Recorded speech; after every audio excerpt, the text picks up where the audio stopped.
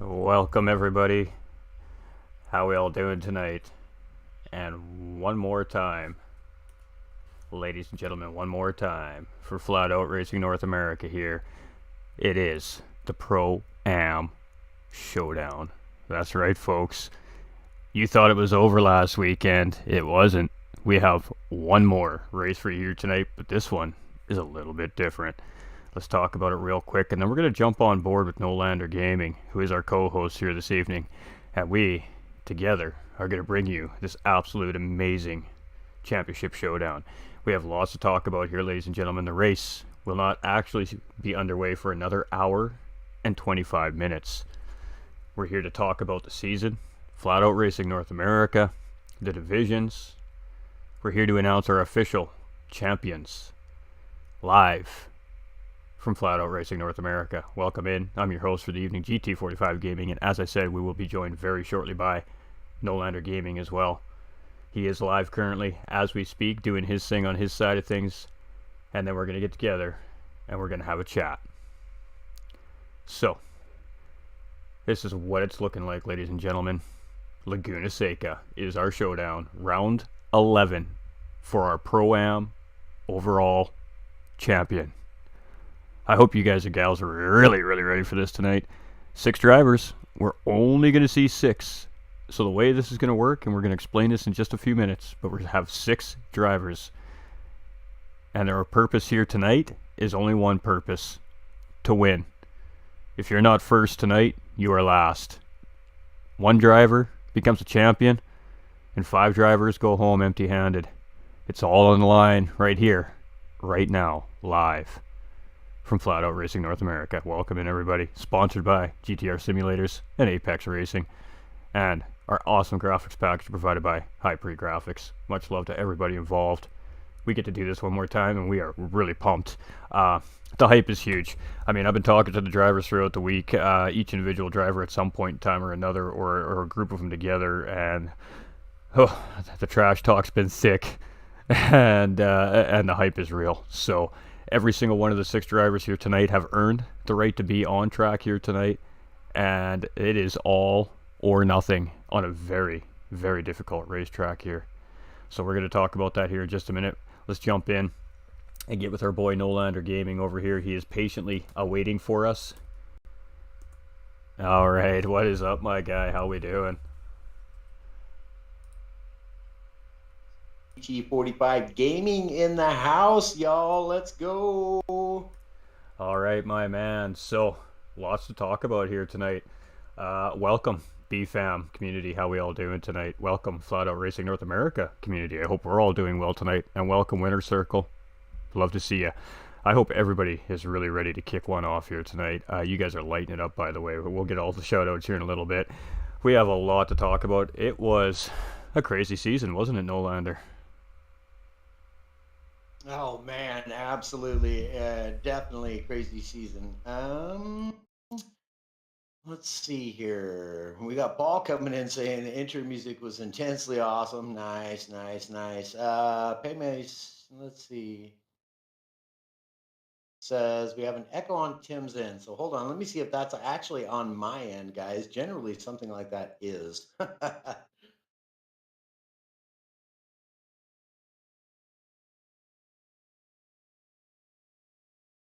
Tim, speak up for me, my friend.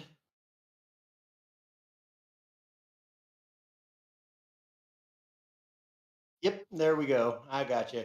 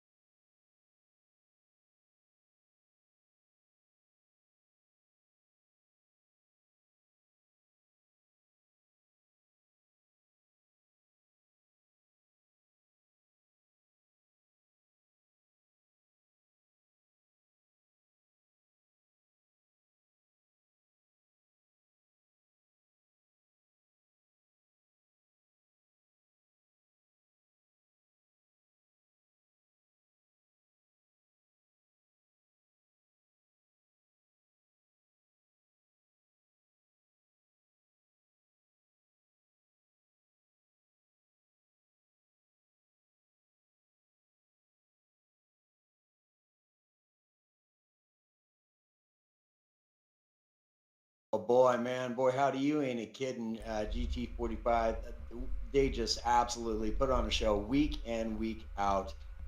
Sticky Bandit, Raylander, and our other returning guy here, Larry Birch. This guy, all these guys are absolutely flying lately. I'm telling you what, they definitely put on one heck of a show throughout each week. Back and forth wins between Larry Birch and Sticky Bandit. Both those guys really coming in hot. And as of round nine, OBR Raylander just behind these guys with 133 points as of round nine in the overall standings. So um, really anybody's race here. All three of these guys are fast. And then, of course, you definitely can't overlook anybody from Division Two because, as GT45 Gaming said, those guys also are incredibly fast. The split times between these guys are just like splitting frogs' hairs. Yeah, absolutely, and great call out. And we're going to talk about this Pro Am 2 division. Our three drivers representing Pro Am 2 side, ladies and gentlemen, are Sweaty Palms from Flying Fox Racing, THG's Tro and Kobe, and OBR's Phoenix. Now, let's talk about Pro Am 2 lobby. Much of the same thing. Those top three drivers, not separated by a lot when it comes down to point standings. Really, especially coming to the end of the season. And let's talk about the point standings. Let's just release these final standings for you guys. So officially, after 10 rounds of racing in the Pro Am 2 side of things, ladies and gentlemen, it was Flying Fox Racing Sweaty Palms with 133 points. Finishing in second was THG's Tro and Kobe with 144 points, and just finishing ahead was OBR Phoenix with 145 points. So first and second place literally only separated by 1 point to find and secure their spots for this final overall championship showdown here tonight. You want to talk about tight racing? Pro Am 2 definitely provided tight racing all season long. Indeed, much the same with Division One. Now, I'm not getting any. I don't have any of the current standings, guys, but I can tell it's definitely much the same through Pro Out One. Like I said earlier, Apex is Larry Birch and THG Sticky Bandit going back and forth, trading positions on the podium. I believe they each had the same number of podium finishes, and I still don't know. Haven't heard. Haven't done much digging though on who actually was the winner of that season. Perhaps Mr. GT45 can enlighten us. Absolutely. I've got the information here sitting in front of me. The official Pro Am 1 lobby standings are as follows for our top three, ladies and gentlemen. And as we said, OBR Raylander finishing third overall officially with 129 points. So two of the OBR drivers will be in this final showdown for that Pro Am overall champion. That's some pretty good odds there for OBR. That's a 33% chance one of those drivers becomes a champion tonight.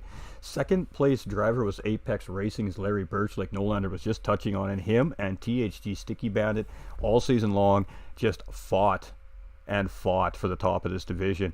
And he comes in with 183 points. THG Sticky Bandit, the overall Pro Am 1 division winner, is just slotting ahead of Larry Birch by 1 point again with 184 points, ladies and gentlemen. So both of our Pro-Am lobbies, top two drivers, literally only separated by 1 point throughout the whole season. That's what we're setting up to watch here tonight between these six drivers. If we put this into perspective, top six is THG Sticky Bandit, Apex Racing's Larry Birch, OBR's Phoenix, THG's Tro and Kobe, Sweaty Palms, and OBR Raylander. And that would be the overall point standings for those top six drivers, if that's a little bit of perspective for everybody here tonight. So, lots to talk about. That's just our Pro-Am lobby. Now, all season long, we had five action-packed field divisions, ladies and gentlemen. And within those five divisions was a ton of sim racing teams involved in this community. This was a combination of teams coming in and sending drivers in to compete, and this was also a combination of independent drivers coming in to compete, and some of those independent drivers, being very fortunate enough to be invited to teams, are now a part of some of these teams that have started at Flat Out Racing North America. So we have some stuff made up for us here. We have a little team graphic provided to us by our Flat Out Racing social media guru, Yoni, here, ladies and gentlemen. I'm going to bring that up on the screen for you here. And now, we don't have every team displayed on the graphic. I do apologize for that, but we do want to say thank you to our teams. And so, big thank you to Flying Fox Racing. Obviously, Flying Fox Racing, a big part of Flat Out Racing North America. They're a large part of the behind the scenes staff here, and this is kind of their baby. We have a huge thank you, of course, to Apex Racing Team, not only title sponsor, but they also had 8 or 9 of their drivers competing in this series as well. Rockefeller Racing starting out the series with 5 drivers as well. Thank you to Rockefeller Racing. Team Hypre coming in mid-season, slamming in a driver in every division, and boy, did they show up. Big thank you to BFR, ICE Esports Organization, coming all the way from Australia, ladies and gentlemen. They came in midway through the season with a big bang in those Pro-Am and amateur divisions here at the end of the season. They definitely made an impact in the standings in that run towards round 10. RWB Racing, VPR Racing as well. THG, the Humble Guys, we have 2 of those drivers, of course, in the showdown here tonight. We have Stealth Racing and coming in late to the season as well. If we've missed anybody, I do really honestly apologize. There was a lot of teams involved here. We had SV Racing as well in here. I believe we had a Prima driver as well with Quartz. We had several teams involved. So much love and thank you, of course, to all the teams. And Nolan, or anybody you can think of that I'm missing there? No, my guy, I think you covered it really well, but definitely also we'd like to say a big shout out and thank you to all the guys behind the scenes who put in such incredible work for the season to make Flat Out Racing what it is. So thank you to you, gentlemen. Absolutely. And what are we looking at for time here? We got plenty of time. We still got 70. No, sorry. Is that right? 60, 75? Yeah, 75, 73 minutes, ladies and gentlemen. 73 minutes remaining until qualifying time here. I hope everybody's getting excited because there's a lot to talk about here. Now, we are going to try and talk to some of our champions from our other divisions. How you doing, John? We got Tro and Kobe saying, now I hear me. I had my mic shut off. My bad, guys. Paul coming in saying, Flat Out Racing Hands. Let's Go says Pigums. We just want to give a couple shout-outs here real quick before I forget. Who do we got here? Man, there's a few I got to catch up. We have Scott Arthur coming in with that thumbs up. We have LJ coming in with that like and the share. Stefan coming in with that like. PD coming in with that like and that share. John Grayson coming in with that like as well. Much love and welcome in over on the YouTube channels, everybody as well. Questions from the viewers too. I think this is a good time for us to really sit back and talk to the viewers and answer some of the questions from the viewers. What do you think, Nolander? Oh, absolutely. I think that's a fantastic idea. It's all about the viewers. We got Stefan coming in and PD Snow coming in with the likes and the shares as well. Thank you kindly, gentlemen. And we would definitely love to hear from y'all. If y'all have any questions for us or for these gentlemen racers who we have the ability to talk to now would be the time to throw those out. Absolutely. Very well said there, Nolander. I mean, what else can we say? I'm going to bring up the champions list and we're going to make these announcements. I'm sure everybody's really been grinding at the bit to find out who the official champions are, and I do absolutely 100%, as well as Nolander, have those results, and I'm going to bring them up on screen for you. You ready to do the same, Nolander? Bedtime for the little one. I'll try to make it in for an interview. Sounds good. We appreciate you, Mark.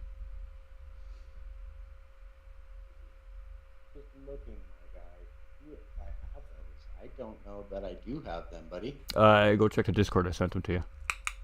Okay, copy that. We're on it. You go ahead and take right off. All right.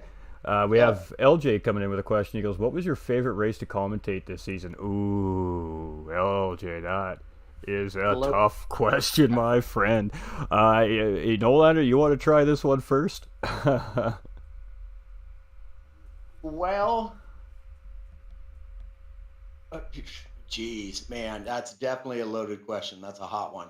That last race was definitely, oh my goodness, the battling between Sticky and Larry Birch, just absolutely incredible.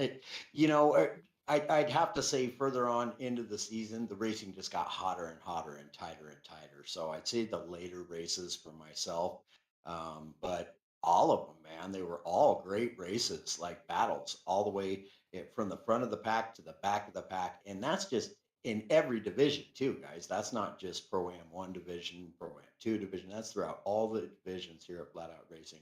Some absolutely outstanding, phenomenal racing going on by these gentlemen racers. Absolutely. We got Mark coming in on the Facebook saying the Fuji Elite race was pretty wild. I do agree with you, my guy, but now that I've had a little time to reflect on it, I really do think that the best race of the season for me to commentate was that round 10. That finale for the amateur division was absolute fire. Those guys, we got to give huge credit to that amateur division, right, Nolander? I mean, those guys, they had a tough job. They had to fire up the week series every week. It was up to them to get the vibe going and set the precedence for the rest of the divisions throughout the weekend. And man, did they deliver. Round 10, memorable race. I will definitely not forget that race for a very, very long time. The battling throughout that whole division was absolutely intense. They came out to literally put on a show for the viewers, and boy, did they do exactly that. So I think if I had to give them my honest opinion, it's definitely round 10 for that amateur division. Wow, what a race that really was. Man, you ain't a kidding. These AM guys came in, and I think you said it last week, my guy. If we'd have never told y'all that you was watching the AM division, you'd have thought you were watching the Elite division. And that's no joke. They all put on a very clean race, really, really fast. Like, the pace is not far off from the Elite division at all. There's just so many of these racers. They had to go in some division.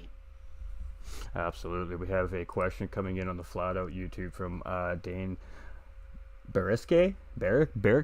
Ooh, that's a tough last name. What's your favorite livery from all the teams? He asks. Nolander, you want to kick that off? Ooh.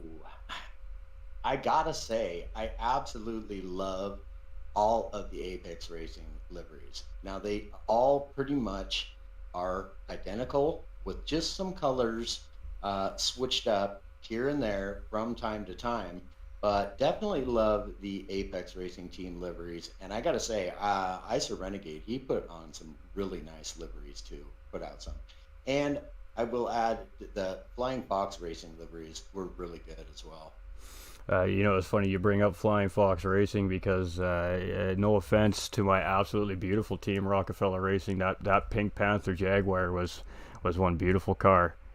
But I really did enjoy those Flying Fox Racing liveries this season. I definitely got to give my favorite liveries to Flying Fox Racing this season. They were really sharp looking. They were incredible. They were a lot of fun to watch zip around the track. A lot of those drivers changing them up, giving us some different color schemes. Yeah, it was a lot of fun watching them Flying Fox Racing guys paint those cars this season. So I think I got to go with the Flying Fox Racing group here this season for favorite liveries for sure.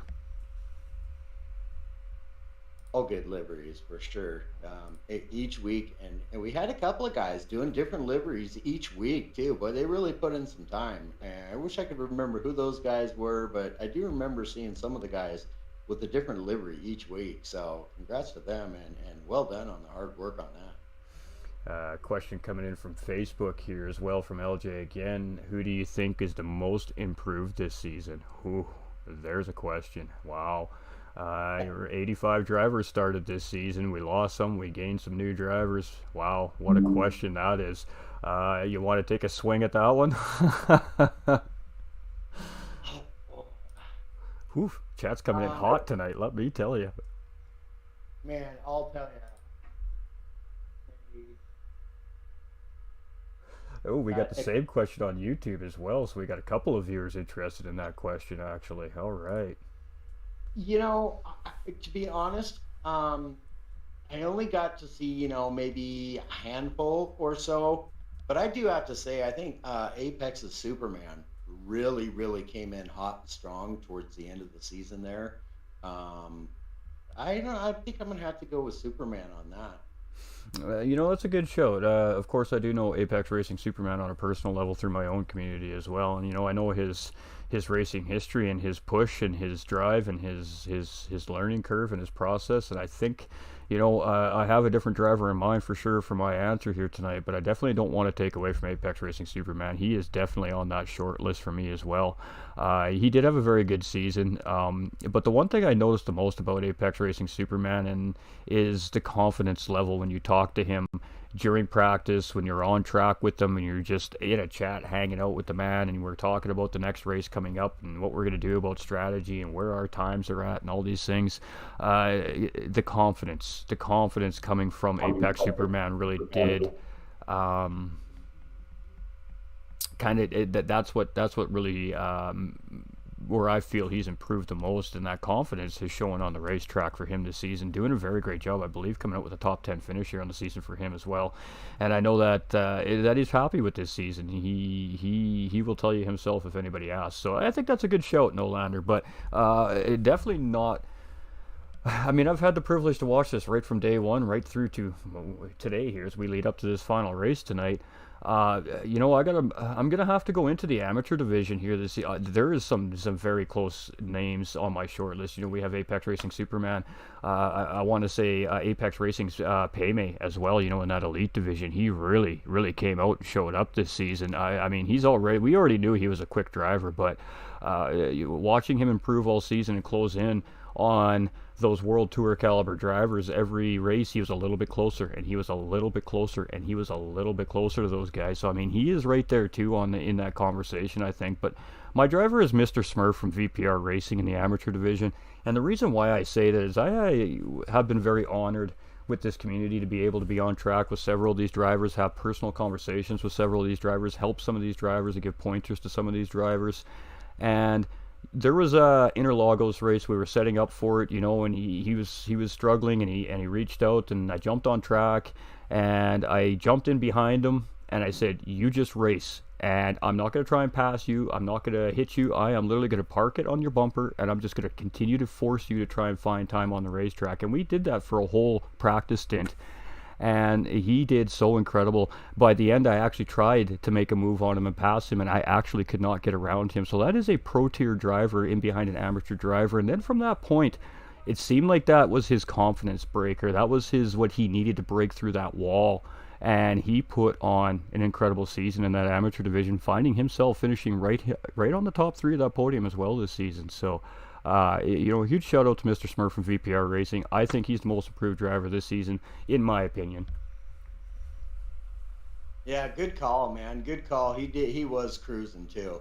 And as far as what you had to say about Payme, you're right. We all knew that Payme was really quick, but coming in and pulling out the P3 as far as the division standings goes in the elites, with these guys who run with the very biggest dogs of them all. Yeah, incredible stuff. Payme he's very incredibly fast guy for sure.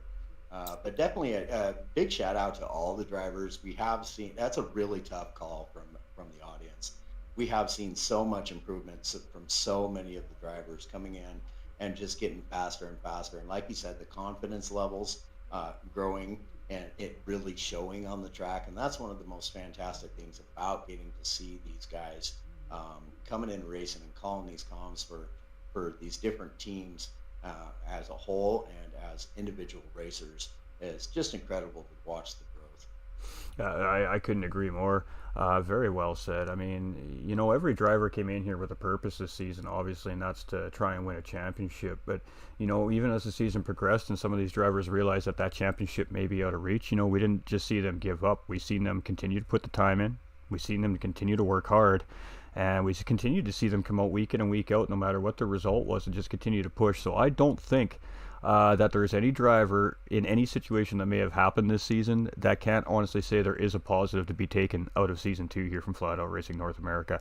I know myself, I was competing in the pro division this season. I think I overqualified personally. That's typically not where I sit in these leagues. I'm definitely a pro-am quality driver for sure, but by the end of the season, I was running with these guys. I was there in the pack. I had potential to be battling for positions if I kept my race consistent and clean. So, I even though it doesn't seem like it right now, the salts are in the wound. You maybe didn't get that best result as the drivers, the racers out there watching.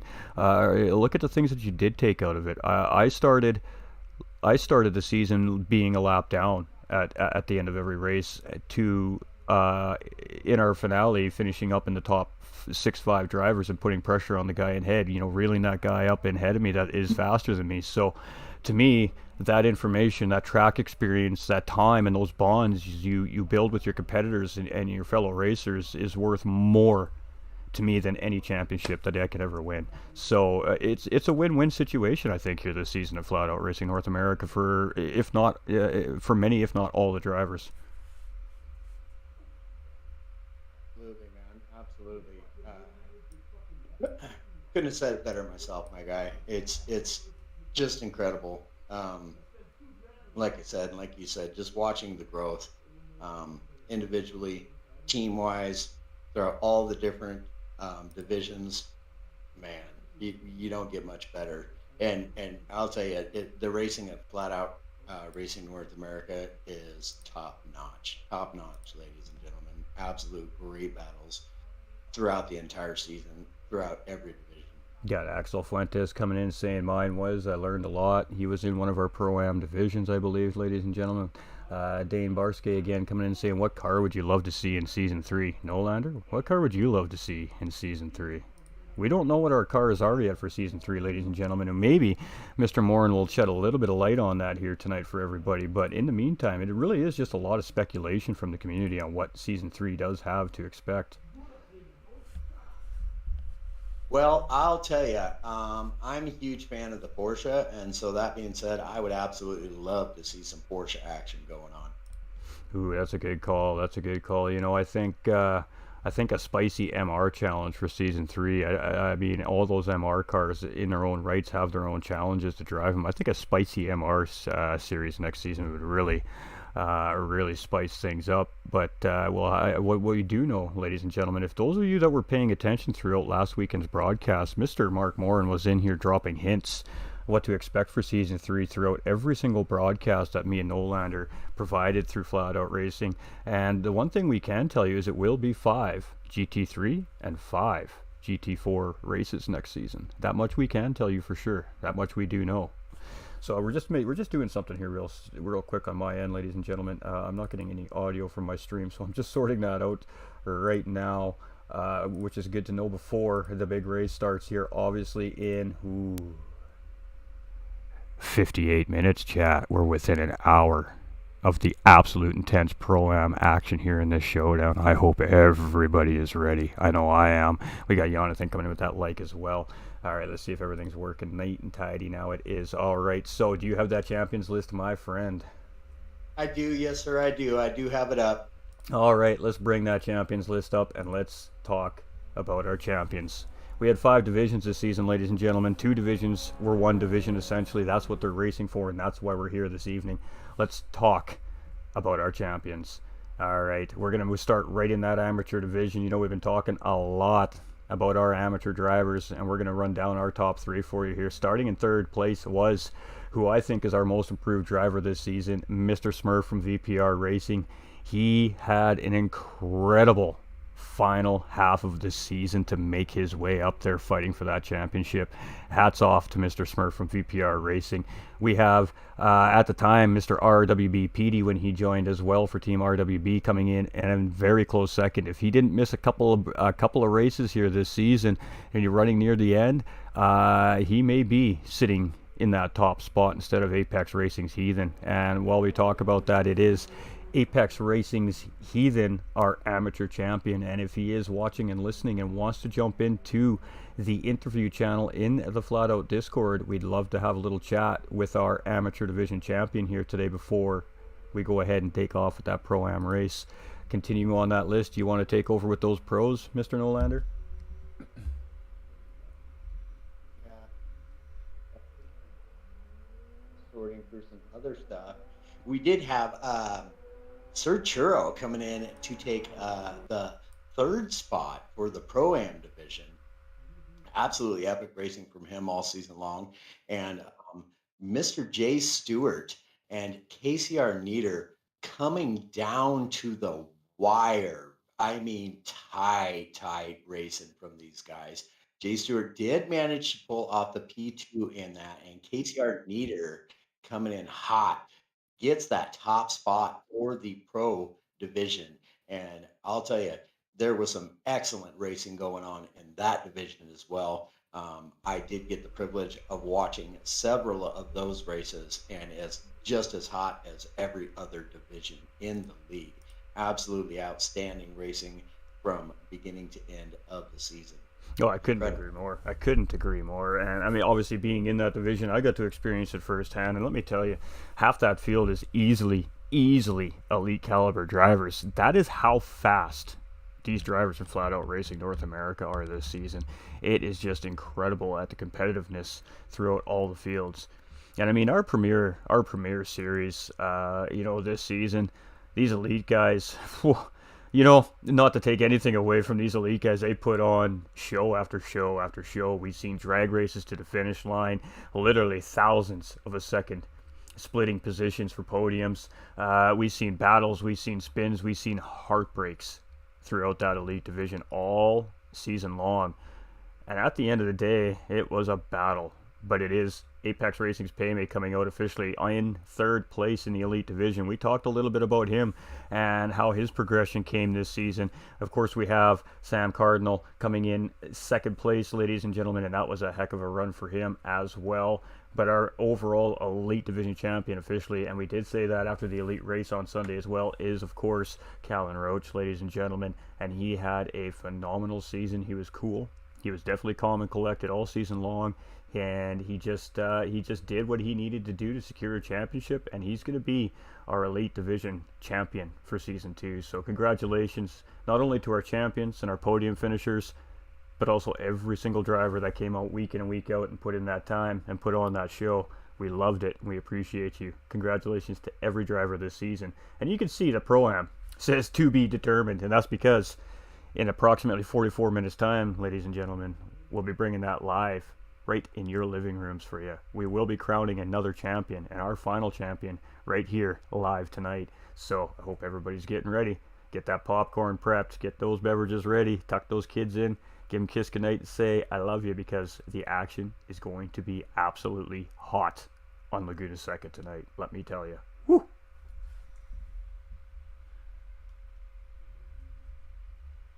Let's get it. Sweaty for the den. The Ola Ghost, how you doing, Egon? 1F150 versus 10 go-karts. Let's go. Stefan, come on. What else we got here? We got please bring this to Europe. I want to compete with my team. It's Morin, and because you spelled my name wrong, it's going anywhere. Oh, the chats are just absolutely having a good time here. We love that. We got Egon and Mark and Paul Blomstrom coming in with those hearts on the stream as well. And, I mean, it's going to be a crazy Season 3, I think, ladies and gentlemen. You know, the buzz, the hype, the conversation around the community, even after the season's wrapped up, and we've been all hush till this big day comes. There's still lots of good vibe, and there's definitely a lot of drivers already talking about Season 3, trying to get those hints, trying to get any advantage they can to get ready for the next qualifying run. So it's been a lot of fun. It's been a long season, but boy, has it been a great season. I mean, not one of these divisions just let anybody down. Every single week they came out, they produced, they put on some incredible racing. Definitely some rivalries have been built up in this series, and definitely some friendships as well. I mean, what else can we say? What are you looking for the most for Season 3? I mean, what are you looking forward to the most, Nolander? To see all these guys that are itching to come in here and knock off our top dogs with some different teams perhaps coming in and giving these boys a challenge. And boy, let me tell you what, they are going to have their hands full, because we got, from Flying Fox to Apex's Racing, Rockefeller Racing, Hyper RWB, let's see, that International Esports Racing Team. And oh man, we got Icer, I'm sure, coming back, or Ice rather. And I'm telling you what, man, it's going to be insane. It's going to be insane. They're shaking it up. They're shaking it up for Season 3. All I can tell you guys is definitely don't go nowhere. You're not going to want to miss Season 3. If you like Season 2, Season 3 is going to be a banger. Oh yeah, you're not wrong. We have our amateur champion here with us right now in the booth with us. So we're going to go ahead and talk to amateur champion Apex Racing's Heathen. So long, tough, arduous, hard-fought season. Congratulations on a championship. Tell us about it. How you feeling? How's it feel to finally be able to let it all out and make it all official? Dude, it's been a week. um, was still kind of questionable about it after the race. Wasn't for sure what the drop rounds were going to be, so I was still holding my breath. But I'm I'm stoked on it, man. Feels good. First championship, Absolutely. first season with FOR, racing in FOR. It's been a blast. As you guys saw every Saturday night, these guys absolutely brought it every single weekend, and there was no letting up. You had to be on top of your game no matter what, even if it had to, even being the AM division. They kept it coming, kept the pressure on, and all those guys, to me, they're amateur in name only because all those guys showed class all season. As you said in a couple of the streams, they were fair. I don't remember more than maybe one or two incidents, and it's a blast. Absolutely. So let's talk about next season now. I mean, obviously, probably returning for season three. Are we correct on that assessment? As of right now, yes. Kind of in the middle of moving. Um, Kind of gonna have to see how that plays out. Might start the season a little bit late, but yeah, the goal right now is to be back in for season three. Now, unfortunately, ladies and gentlemen, for Apex Racing's Heathen, he doesn't have a chance to repeat that amateur division title. With No. that, of course, with that championship win this season, that automatically guarantees you no less than a Pro-Am division spot next season. So, do you think that is where you belong, or do you think maybe you got a little more in you and you're going to try and get up and a little bit higher up in these splits next season? Now I'm definitely gonna try and get higher in the splits. A a big portion of it. I mean, I as you guys saw, I had my races where I made my mistakes and had to work back through. But all in all, I believe I can run in pro am. Um, I kind of think if the qualifying track last season wasn't Tokyo, I might have been in the bottom half of pro am as it was. But I'm not good with those Tokyo tracks. I still don't know how I pulled off a third in that finale. I'm no good at those tracks for some reason. But that's the goal, is to get better at all of them. Well, absolutely, and I Do mean it right. it was a well fought season for you this season. It definitely didn't come without its hardships and its adversity, but adversity does tend to make you stronger in the long run, and you faced that adversity, and you had a really great season. And um, I know the boys back at the clubhouse are absolutely proud of you. So, hopefully a repeat championship next season, but in a higher division from Apex Season. Um, what else was I going to say? I can't remember. But I'm going to let Nolander take over here, and of course let Nolander pick your brain a little bit here as well. So take it away, Mr. Nolander. Well, I can tell you this. You showed up each week and fought hard, and that got you where you're at. Congratulations on your top finish there, top of the podiums for the championship, and coming away with that championship. And ladies and gentlemen, you want to win championships? Show up to every race. It'll help you a lot. Yep, that's ultimately what it came down to. My championship race was with Petey, and he missed Watkins Glen. He started after Watkins Glen. If he'd started at Watkins Glen, he may have got me. But he came in the second race and started, and he missed one or two, I think. But that's ultimately what it came down to, was my few seventh, eighth place runs were enough to surpass uh, Sorry, I'm playing Call of Duty at the same time. But it was enough to surpass him overall, so it worked out perfect. Yeah, indeed. So, question for you: any particular cars or car you're looking forward to potentially having in season 3? Um, I haven't made a choice on car yet, and I've to be completely honest with you, I've not completely gone over the lineup. I know it's Group 3 and Group 4, which I like how it's going to be a switch up. So I'm kind of stoked about that, regardless of what car I end up taking, or how what car we end up being assigned.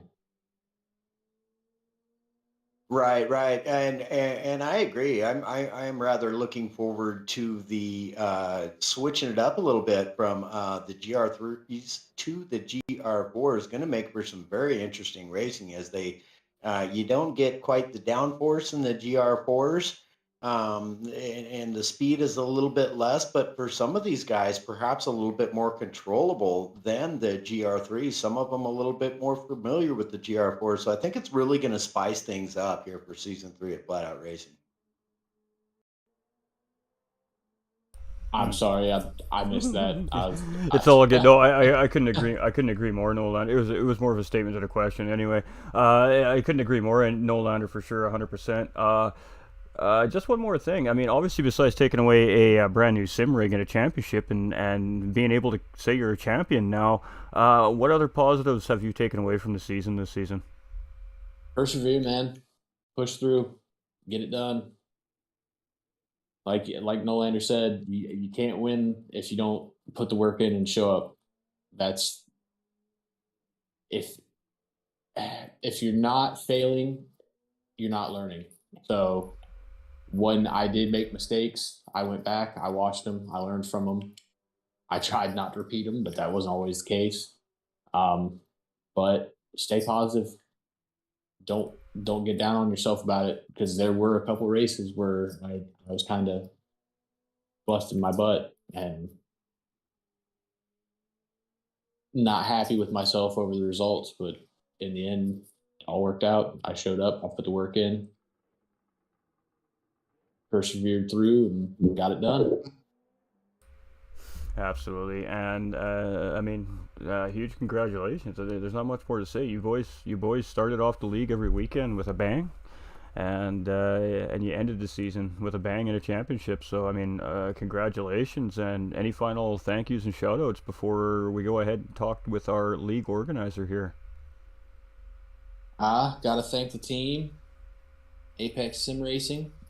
Thank Mark and FOR for having me, and GTR Simulators for sponsoring it, and of course my fiance and her daughter Elena, Rachel and Elena.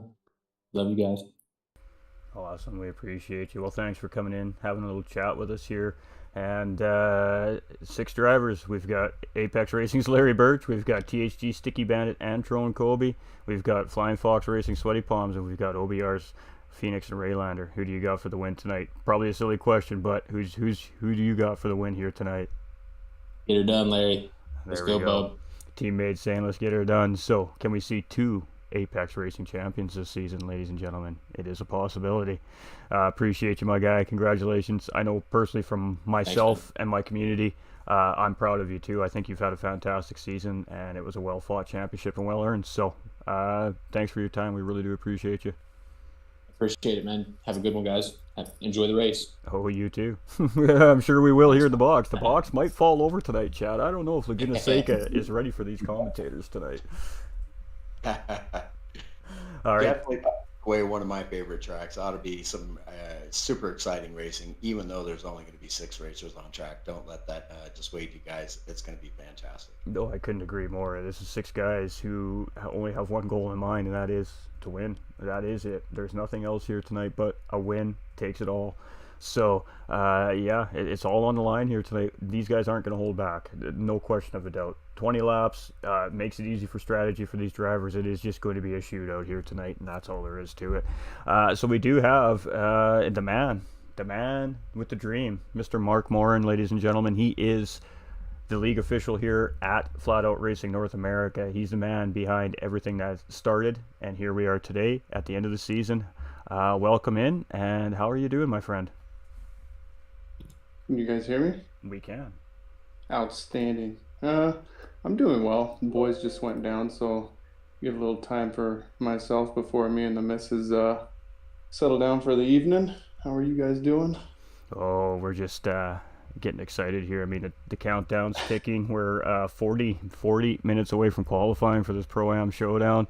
When you started Flat Out Racing North America, you had a couple of divisions for season 1. You had a couple month break, and then you fire up season 2. Is this? Did you ever imagine that this would happen? No, not at all. Like I just started sim racing last December, not last December, but the December 2021 going into the January, and I was on controller, and then I found a cheap G29. I was like, yeah, I'm gonna get really big into this, and I bought a $5 coffee table at Goodwill, and away I went, and just really got sucked into it, and I was like, you know what? I'm not as good as what I believe I thought I could be. So those don't do, they run things. So I was like, let's go ahead and give this whole league thing a go. And last March, just started drawing up some papers and inviting some people to help. And May is when everything started going down. And June, we started season 1. And we had 2 full grids, and that was it. And had pro and amateur, and it went well. GTR Simulators is awesome. They came and they said, yeah, sure, we got you. We'll hook the winners up, and they continued on with this season. And by the way, I just want to pause and say congratulations to Heathen and Neater and of course Callan for all the so far champions that we have so far in season 2. It's really good to see you guys progress, and Callan was freaking animal all season anyway, so Neater was a guy that I just happened to see at the top of the leaderboards on a weekend daily, and just invited him in, and he came in, so I'm just glad to see all those guys doing well. But anyways, and then we had a break on season 1 to season 2, and we should have taken a little bit longer break just because like we rushed into things. The qualification wasn't as good as what it could have been, and that was my fault, so I apologize to everybody here for that. But now, like the end of season 1, we had literally 30 people in the Discord. That was it. Some of the drivers up and left, and they had other things they had planned, and I appreciate them for helping me get season 1 off. But then season 2 started, and here comes GT45 Gaming with his awesome voice and bringing in Nolander so shortly afterwards. And you guys really took off too, man. And we wouldn't be nearly where we're at today without you guys. So first and foremost, thank you guys as well. But now we're 180 plus in the Discord, and yeah, no, I a lot of sleepless nights because of this. Absolutely, and I mean, nothing comes for free in life. I mean, if you want to succeed, if you want something to happen, you have to work hard at it. And I mean, the team, it had its ups, it had its downs all season, like every season for any league. You go through your ups and your downs, your positives, your negatives, and at the end of the season, everybody's here still waiting for this Pro-Am Showdown to go down. They are patiently waiting right now in the chat, and boy, oh boy, it is hype sauce tonight. So, we appreciate the kind words, and we really, really do. But I know for myself, and I mean, I can't speak for Nolander. He'll chime in on this in a second. But for me, the drivers really do set the vibe in the booth for the commentator. And Nolander said it earlier in the broadcast tonight. From the top of our elite division right down to the bottom of that amateur division, who can you really call an elite driver and an amateur driver besides the fact that they can get around the racetrack a little bit quicker than the next guy? Every one of these drivers came onto that track with a purpose, and that was to win and put on a show, and they did it clean, respectfully. And when we're privileged enough to be able to watch that kind of racing week in and week out, round after round after round, it's enjoyable. It's fun. It makes everything worthwhile for us as broadcasters. And I mean, I really do think that this season is really going to go down in the history books for my page and my community, just because of how great the vibes were and the action was on the racetrack. So I mean, thank you to you and your staff and your team and to every single driver that was here, whether it was for one race or the whole season. We can't do it without everybody involved. So we do appreciate that. But season 2 is over. We're about to crown our final champion here today. What kind of information do you want to release to the viewers about season 3? As you would take it, it's going to get a little bit spicy in season 3. But I think I'm going to release one last little tidbit, because if the viewers have been watching, they've been seeing me poke in every now and again and shoot out a little tidbit here and there. But this is going to elaborate a little bit more. Next season is going to be quite different. I mean, of course, people know that there's Group 3 and Group 4 now, just to get the GT4 kind of kicked in the butt, And so first 5 races is going to be your Group 3s. Your next 5 races is going to be your Group 4s. So those who are not as strong in Group 3s, they can come in the following rest of the season and kick butt in their Group 4, and vice versa. But also, it's no longer going to be a one-make series anymore. I know people have been speculating. There will be different manufacturers that they can select from. And there's going to be also something that people are going to love and people are going to like, because we are not including any of the overpowered cars at all. So those are going to be taken out of the system. So there's going to be a significant amount to choose from. But if they're known and tagged as an OP car in online racing, they're not going to be able to select it. So I could probably elaborate a little bit more, but we'll see it by the end of the interview how good I feel. I'm feeling pretty pumped for this race. Of course, one of my flying foxes is representing the whole squad, and we're super proud of him. Sweaty palms, He's a AM world champion from last season, and we all got his back. So as much as I love everybody else, man, I gotta put what little money I have down on my boy. So yeah, I mean, of course we wouldn't expect anything less. So Nolander, of course you want to elaborate and grill the boss. I mean, this is your chance. Just to say, Mr. Moran, it's been an absolute pleasure for myself and an absolute blessing to be able to call comms for these guys. And I think that, our AM division winner, Apex's Heathen, really hit it on the head when he said, just you have your bad races and you get out there and you keep pushing. And that's the thing about racing. If you're not right on the edge, you're not going fast enough. If you're not wrecking, you're not learning. So sometimes these things do happen. But I'll tell you what, all the boys here for Flat Out Racing North America has just come in really strong, and they only got stronger throughout the season, progression of the season. And so a big thank you to you and your team behind the scenes that has put in all the work, the unknowns, we'll call them, that have really just week in and week out put out the effort to really make Flat Out Racing North America what it is. And so you want to elaborate a little bit further, or we could have some Porsches in season 3? Oh, you're getting all the ins and outs of my brain right now. So first, before I give another tidbit, I will say that I did not thank a lot of the most important people in the league this season. My admin, as you said, the people behind the scenes helping me out, all my admin, all the stewards, all my upper admin.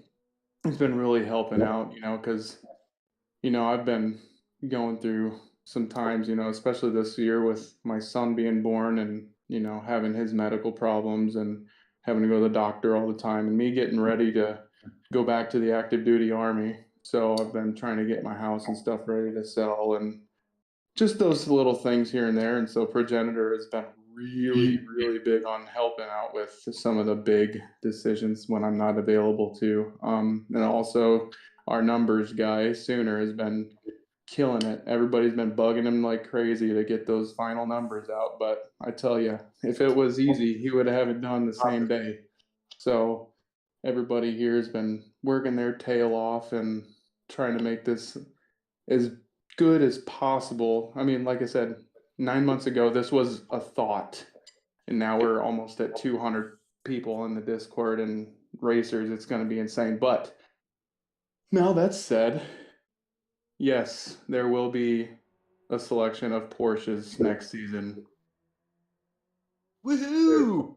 There will be a selection of Ferraris. There will be a selection of Lamborghinis. Let's see. Chip Reese's Alfa Romeo. He's probably listening, going crazy. But again, the OP car is not available. It has to be the 4C. So sorry, the 155's got to go. And yeah, there's a few more really good ones like the McLaren and a few other really, really good cars that I think will. There's only a handful that is not going to be available, but most of the Group 3, Group 4, as long as they have a correlation, like the Corvette C7 Group 3 and Group 4, Dodge Viper Group 3, Group 4, those kind of things, those are going to be allowed. So it's going to be very close and very fast and very interesting racing in Season 3. I promise you guys that.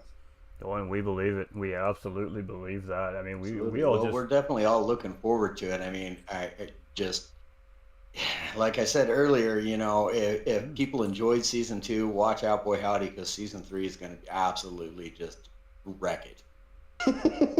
Sounds like an MR Fest, says PD Snow. I love it. MRs. Oh, that is a challenge, ladies and gentlemen. So there we go. A little bit of a sneak peek of looking into Season 3. Now, with that many drivers potentially available to register for Season 3, ladies and gentlemen. Now, of course, not every single driver that's in the Discord will be able to race necessarily at the time or the day that the races are available. So a large portion, however, of that driver pool will most likely register at the beginning of Season 3. So what that's going to do is I think that's really going to make the splits really competitive. And I think that is really going to force every single driver to kind of bring out their A game in qualifying, because if they don't, they might not make a split. So, every driver is definitely going to be coming in with one intention and one intention only, and that is to put in a absolute blazing fast laps down in qualifying. However, qualifying will be done next season, and that we'll have to wait for the season announcement to find out, ladies and gentlemen. I just want to say congratulations. I really do think that the season was an overall success, and I really just can't wait to see what you and your team provide us for Season 3. And, anything you want to add to that today? No, man, just appreciate everybody involved, all the drivers. It's we wouldn't be flat out North America without the drivers. So we wouldn't be flat out racing without you guys as announcers. We wouldn't be flat out racing with all the stewards and officials. Especially big shout out to Luke and Jake for kicking their tail for looking at hours of films every single day. I mean, a lot of us, we had our bickers back and forth, but I mean, you spend more time sometimes than you do with your own family on Discord, then you're going to be, headbutting and elbowing and everything else. But at the end of the day, we're here for all the drivers to make sure everybody's doing the right thing and making sure everything's set up right. And I think it was a success. There was some ups and some downs, and we went through it and we got through it. And Season 3 qualifier is going to ensure everybody is properly placed this time, and also for GTR simulators coming back for Season 3. That's amazing, but there is going to be a catch. Not everybody will be able to get a rig this time. They're not going to give out 10, 12 rigs.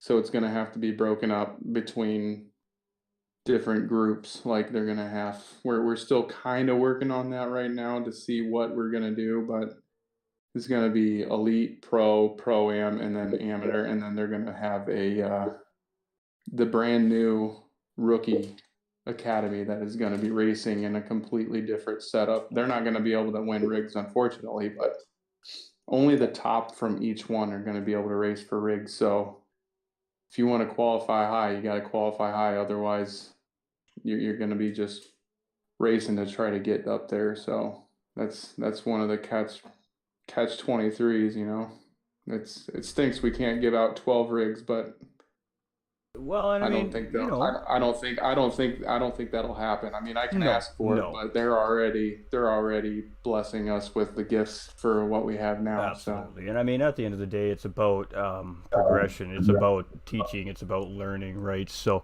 having a rookie or an academy series to give these guys the opportunity to still race the season, perform in the cars, perform on the tracks, and, you know, race on a form of setting base that's a little bit easier for them to be comfortable with, to gain that confidence. All that does is just prepare them to be ready and properly prepared to compete in the next following season. So I think what you have planned and set up there actually sounds really great, because I think that gives an opportunity for especially newer drivers to build and develop those skills needed to come into a pressure filled situation. So it's actually great news to hear, and I'd love to hear that.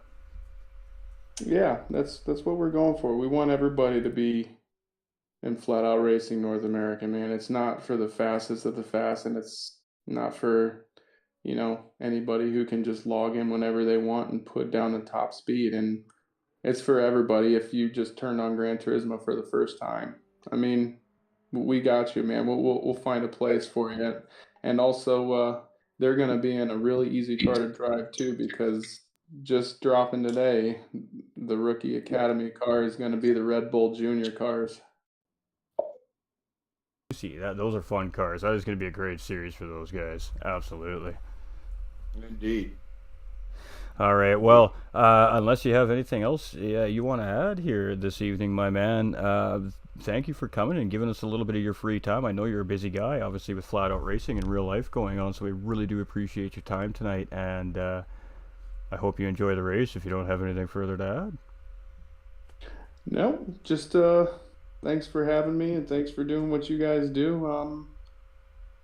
And I got to do one last for the den for Sweaty Palms, man. We got to get that den out there. My Flying Fox boys. Let's go. There we go. And there's fans from all teams in the house here tonight for sure. This is going to be a poppin' race without a question of a doubt. Again, thank you very much, and appreciate you having us here in the booth this season, and we're definitely looking forward to a season 3. All right, y'all have a good one. You too. Take care, buddy. Take care, man. Well done on the season. Well, Mr. Nolander, I'm looking at the timer. 22 minutes to qualifying. How you feeling over there? You getting antsy? I'm telling you, my chair. I think my chair's about to find its way down those ladder steps of the commentator's booth, because I don't think we're gonna need them here tonight. You're right. Yeah, no, I'm itching. I'm itching for sure. It's going to be some awesome racing, man. All right, let's catch up on some shout-outs here real quick, so Nolander can get a little bit of grub in the belly there. I could tell. Feed yourself, my man. We have Nolander coming in with the like, Joe Mercier, Millertown Gaming coming with that like. We have Ray Larkins coming with that like and that share. Chad Young and Brandon Walrath coming in with the likes as well over on the Facebook page. Thank you everybody who's reacted over on the YouTube channel at GT45 Gaming, and of course Flat Out Racing North America. Let's catch up on a few things here.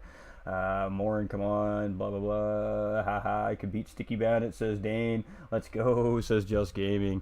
Oh, I hope everybody's doing really well tonight. I hope you're all getting ready. I hope you're all getting those snacks, because it's about to get spicy here at Laguna Seca. Let's talk about Laguna Seca a little bit, ladies and gentlemen. As you can see on the screen in front of you, it's been rotating in front of you for quite some time here now tonight, as we've been talking and just breaking down the season and kind of giving you guys a little sneak peek at season 3, I suppose. So we've heard it from the boss man himself. We have a pretty good idea what to expect next season, and boy, it is going to be fun. So my plan next season as broadcaster is to step off the racetrack, ladies and gentlemen, and step into the booth and try to bring all these races to everybody live throughout the weekend, so we don't miss any of the action. And more coming from the socials, so stay tuned to the socials here at Nolander Gaming, GT45 Gaming, and of course Flat Out Racing North America. In about 3-4 weeks time is when we're going to start thinking about firing up a new season potentially. That's when the work's going to start really getting put into place, and we'll make those announcements. So if you guys definitely want to make sure, if you're not tuned into that Flat Out Racing North America Instagram, you get over there and check that out and become a follower over there. They'll keep you updated, and we'll do the best we can, of course, through our socials and our Discord server here as well at GT45 Gaming and Nolander Gaming, to keep everybody updated when the new season is coming, and of course when registration opens. So anybody who wants to come in and try their luck at a championship can come in and have some fun. And Mr. Nolander, I mean, what are you looking forward to the most here? I mean, we're 20 minutes away. Boy, oh boy, what do you think we can expect here? Let's talk about WeatherTech Laguna Seca. A pretty infamous racetrack, especially back in its day throughout the 90s and the 80s. We've seen some Formula One, IndyCar racing. We've seen all kinds of cars racing that track on a huge scale. It's used a little less now in that sense due to just other racetracks coming out, having better flows. The racing directors or the racing groups, whichever it may be, Formula One, IndyCar, NASCAR, all these groups, IMSA, FIA, GT World, all the racing groups all throughout the world, the Miata series, it goes on and on and on. This has been a staple. This has been a track throughout a lot of seasons, and I mean, WeatherTech Laguna Seca is still very, very deeply involved with IMSA racing here in North America. So I think that this really was a great selection for our finale here tonight. What do you think about that, Nolander? I couldn't agree more with the selection of Laguna Seca. It's quite a famous track in California, and I think it's absolutely perfect for the setting. I think that there's definitely a lot of corners that can really catch a driver out. As far as side-by-side racing goes, it's going to have to be super tight. That you can't lose it. You can't get sideways. The track is pretty tight. It's starting to come down the downhill into that really quick left-right chicane, and then continuing on down the hill to your double left, and then your final right-hand corner just before the final very tight left-hand corner. If they try to go in side-by-side into that left-hand corner, somebody's probably going to get pushed off either into the wall or into the dirt. I'm looking forward to some really super fast, very elbows out racing, but also at the same time, I know these guys. They're very professional racers throughout each one of the divisions, and I can tell you this is going to be some outstanding racing here at Laguna Seca tonight. It's going to be incredible, y'all. Oh, I couldn't agree more. And talking about Laguna Seca, it is a very personal favorite track of mine, not only in sim racing but also in real life. I absolutely love watching racing on this racetrack. I have since for as long as I can remember. I'm getting a little bit old, chat, but don't tell anybody. So the corkscrew is always the draw at Laguna Seca. We talk about the chicane. There's corkscrews on screen in front of you right now here on my page, actually. In real life, when you talk to the drivers, that corkscrew from top to bottom, once you get around the chicane and you start heading into that left-hand sweeping corner at the end of the chicane exit, you have dropped 10 stories. So in about a half a second, you drop 10 stories in these race cars, ladies and gentlemen. So that is why the corkscrew is such an infamous corner, and very hard for a lot of drivers to navigate properly. It's a very hard reverse undulating chicane on a very huge downhill slope. So a little bit of real life information, and that comes directly from some of the real life racers from within the community as well. So just a little bit of interesting tidbit about Laguna Seca for everybody. Yeah, like you said, coming down that hill, man, you're dropping some stories really fast, and if you're going in just a pinch too hot into that corkscrew, boy, it'll catch you out every time. And coming out of it too, if you're too hard on the gas, it'll send you sideways. You're gonna lose the position at the least, if not run off wide and onto the grass, and hopefully not catching any damage, clipping that wall there. Absolutely. I mean, it's a very difficult racetrack. I mean, it's surrounded by dirt. I mean, we're in the middle of the California desert here, at Laguna Seca. I mean, there is not much really to stop these cars if you make a mistake. Now, passing is definitely doable on Laguna Seca. I mean, one of the best passing spots here on the track is obviously at the end of that start-finish line straight coming into turns 1 and 2 there. It's a great passing opportunity there, especially if a driver goes a little bit wide and leaves that inside part of the turn open. You can really just put that car in there and get a pretty easy position there. And I mean, throughout the rest of the middle part of the racetrack, minus that high-speed kink leading into, of course, the famous corkscrew there, you can run side by side through here, but it is a risk versus reward kind of situation.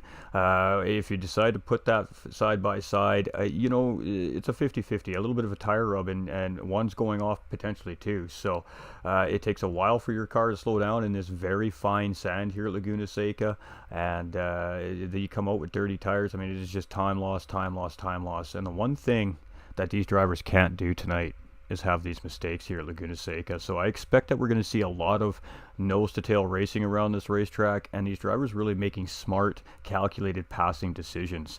And I think a lot of that we're going to see coming into turns 1 and 2 here today. It's 20 laps. It's going to be a one-stop strategy here with this BRZ. Tires are definitely going to be a factor. This is a tire eater, this racetrack, just due to the track surface and the undulating, sweeping corners, basically non-stop around this racetrack. So it's going to be interesting to see how our 6 drivers navigate this, and I can tell you they have been on track testing vigorously all week long. It is going to be all or nothing from every one of these drivers here tonight. I mean, as a broadcaster, we're unbiased, so we're not going to make that call on who we think is going to win tonight, but we're definitely going to say one thing: we're all in for a treat here tonight for this one final showdown to crown our final champion here at Flat Out Racing North America. Absolutely. I'm rooting for each and every one of them to have a good, clean, fast, hard race and provide us all with the great entertainment that they've been providing us with all season long here for season 2 of Flat Out Racing North America. Incredible drivers across the board. It's going to be, amazing stuff tonight. I can pretty much guarantee you we will see some door rubbing, but we will see some clean racing as well. Oh, without a question of a doubt. I mean, we don't like to say it because at the end of the day, everybody who puts the time in on the racetrack and finishes where they finish is still a legend in their own right. But tonight is a little bit of a different story. If you're not first, you're not last. And we know that quote comes from a famous movie with Fast and the Furious. But it's true. Everything is on the line tonight. There's only one champion crown. There's only one simulation rig available for these drivers here tonight. They've raced a hard, very rigorous 10-week season to get their spots, and now it's all or nothing. So you have to win here tonight, and it is just the only thing on the minds of these drivers here tonight. Yeah, it's all on the line, man. Championship will be decided right here tonight, ladies and gentlemen. And again, it's really going to be quite the show. Absolutely looking forward to it myself. Sitting here just itching. Yeah, and I mean, the lobby is open right now, so I'm actually going to go and fire myself up in there and go take a look at what we got happening here. I'm just going to clear my cache first so we make sure that the guys have the best lobby they can possibly have here this evening. Now, ladies and gentlemen, viewers, everybody in the community, please, if you do see this lobby up, please do not join into the lobby. I know you may just want to come get that first-hand look. Please do not. We do not want to have any lag spiking. We do not want anything like that to happen here tonight. If you see Nolander Gaming or GT45 Gaming or that official FOR lobby in the title, please do not join here this evening. Let's give these 6 guys 100% fair shot at this one and only 20 lapper for the championship. We really would appreciate that. I know you guys don't do it on purpose, but let's be extra considerate and respectful here and careful tonight joining these lobbies if you're out there racing, and make sure that we give these 6 competitors the absolute 100% best lobby they can have here this evening. And we do have a lobby up, absolutely. So Boy, howdy, I'll tell you what, it's getting close, guys. It is getting close. This is going to be totally awesome. There we go. Nolander said it right there. Absolutely. Awesome. I don't even think is the word for it, ladies and gentlemen. It comes down to THG, 2 drivers. Apex Racing, 1 driver. OBR, the Overtake Boys Racing, 2 drivers. and Sweaty Palms from Flying Fox Racing. 3 teams, 4 teams, 6 drivers, and 1 championship. So these guys are out on track. They're doing their final testing. They're doing their final tuning right now, ladies and gentlemen. And I'm not quite going to show you just yet on my side of things. But it's looking good. It's definitely looking good. So 10 minutes away, ladies and gentlemen, from our official qualifying here at Flat Out Racing North America, our Pro-Am Showdown tonight. And oh boy, it is going to be spicy. And we're going to leave the PSN IDs up here for everybody tonight. We know who these drivers are. We don't need to see those nicknames. This is about these drivers here tonight. It's all about this showdown. And we will have a top 3 interview here at the end of the race tonight for our top 3 finishers here tonight. But, of course, our winner here tonight will get that extra spotlight at the end of the night here. And we'll have an extra little bit of conversation and congratulations for our winner here this evening. So, oh boy. I hope everybody's ready. We are getting close. It is T-minus 10 minutes to race time, ladies and gentlemen. I hope everybody has enjoyed the broadcast so far. If you haven't liked and shared the stream out on any of the pages you're viewing from here tonight and you want to do so, that'd be fantastic. It's like 2 free things that you can do to help everybody grow, whether it be Nolander, GT45, or Flat Out Racing here this evening. And tell your friends, get them in here because we're about to see the race of 2023 right here live in your living room. Hope you're ready.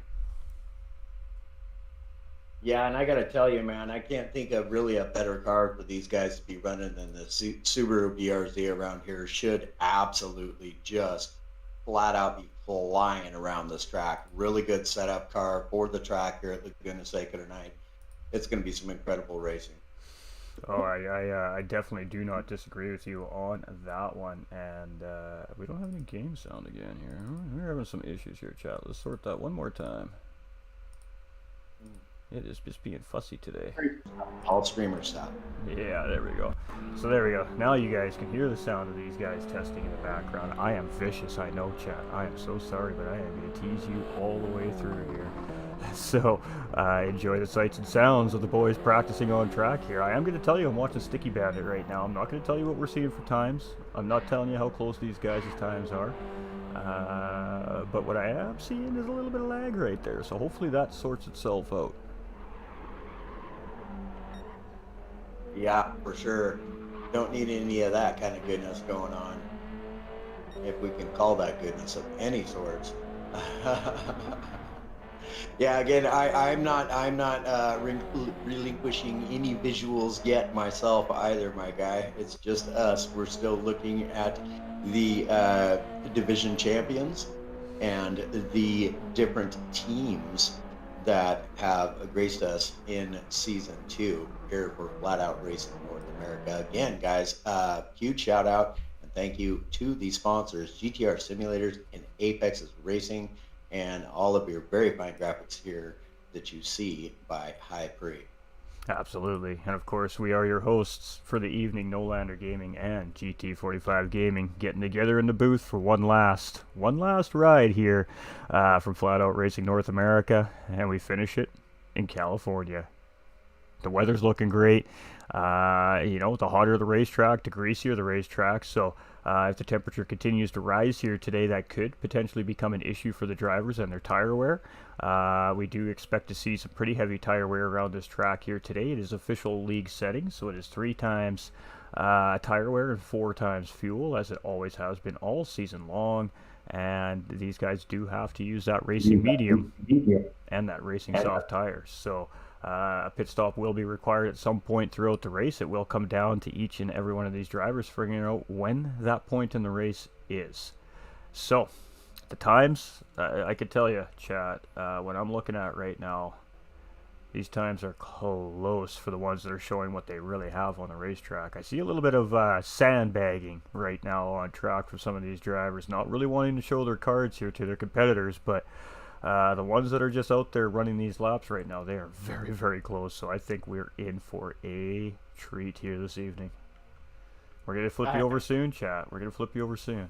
Rusty Floyd coming in with that thumbs up, and Heath Harding as well. Welcome in, everybody. Get it, Larry, says Heathen. Let's go, Sticky. All right, chat. Who do you got for the win?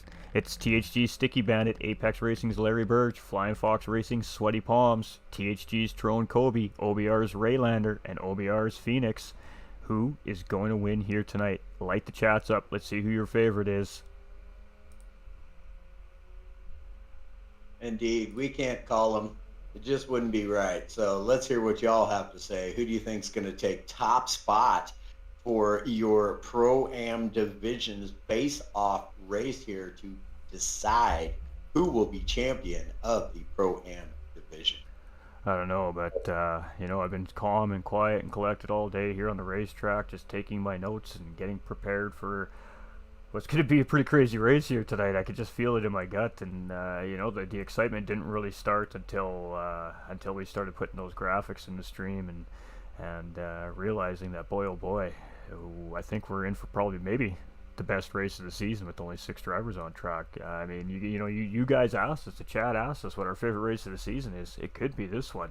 That is yet to be determined.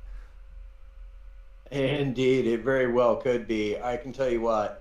Each one of these guys out on track absolutely want this. They're going to race their hearts out. It's going to be incredible racing. Door to door, bumper to bumper, action-packed throughout the entire thing. I would imagine we won't see any of these drivers fall off for more than a corner around from each other throughout most of the duration of this race. Now, we may have some different strategies coming into play, as GT45 has said. The medium and the soft tire must be used during this race. So we could see people starting off on the softs. We could see people starting on the mediums, doing a little bit longer stint, and then doing some flying laps towards the end on the softer tires. We could see the absolute reverse of that. We could see the guys who qualify first to third run away on the softs for the beginning. It could go any way. There's strategy is all to play for, and of all importance in these slightly longer endurance style races. Anytime you have to make a pit stop, choose a different set of tires, perhaps save a little bit of fuel, it's getting a little cheeky. I couldn't agree more. I could not agree more. We got Get It, Larry. Let's go, Sticky. Sticky Bandit has been strong all season. He's ready, and that's where I would put my money, says Corey.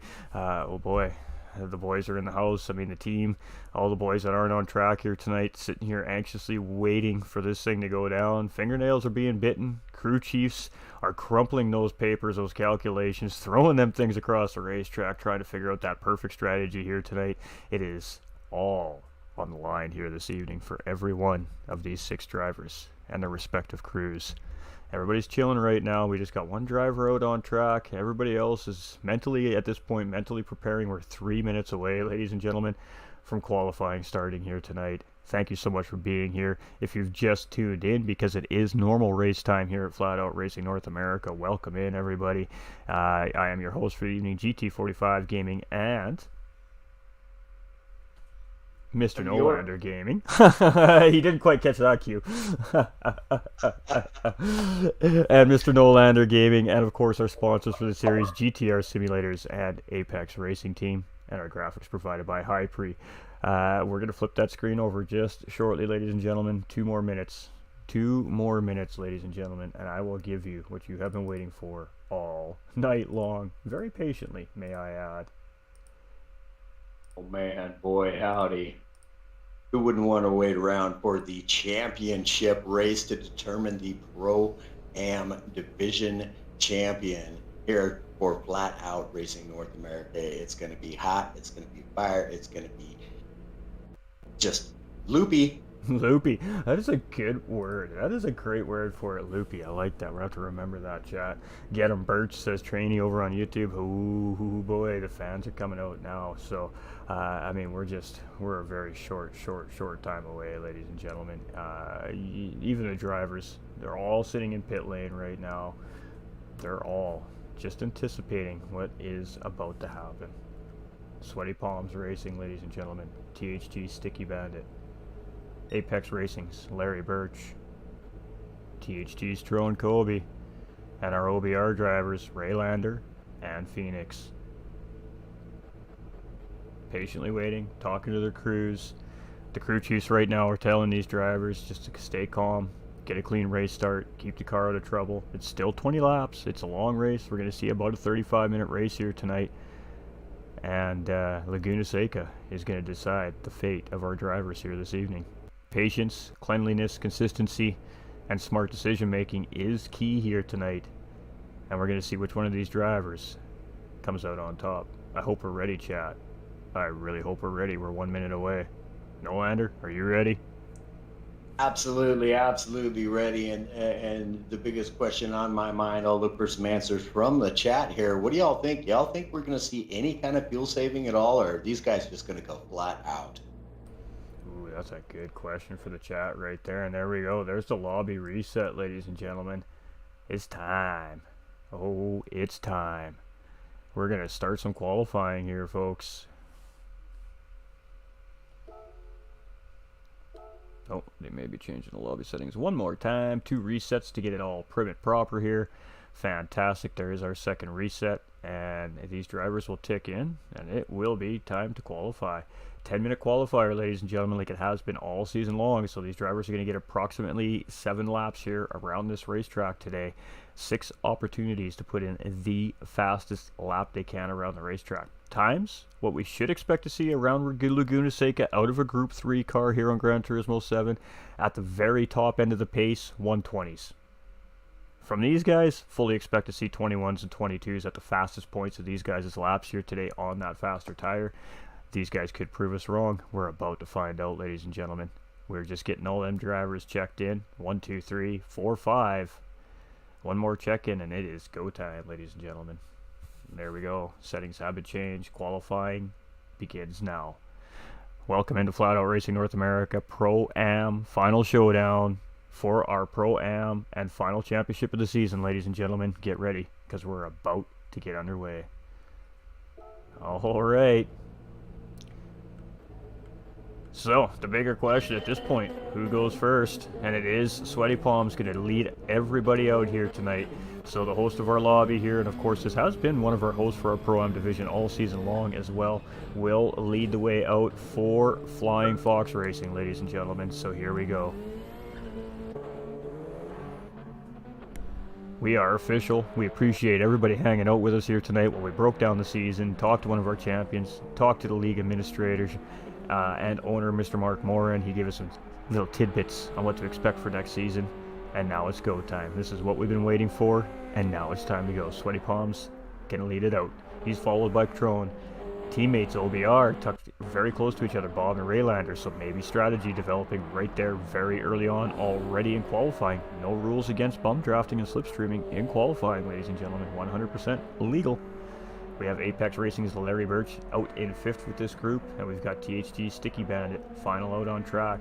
These two most likely just want clean air and just to run an absolute full send lap. That's what it's looking like from these two, so let's see how it breaks down. It is only 6 cars on track. This is going to be nuts, says John. Absolutely. It's our top 3 from Pro-Am 1 and our top 3 from Pro-Am 2 after the 10 weeks of racing. They are now all racing for that absolutely amazing set of prizes from Apex Racing Team and GTR Simulators. Winner takes all, ladies and gentlemen. Winner takes all. Goes Sweaty Palms on his official first qualifying lap. We're on board with him. Get you guys a little look at a flying lap.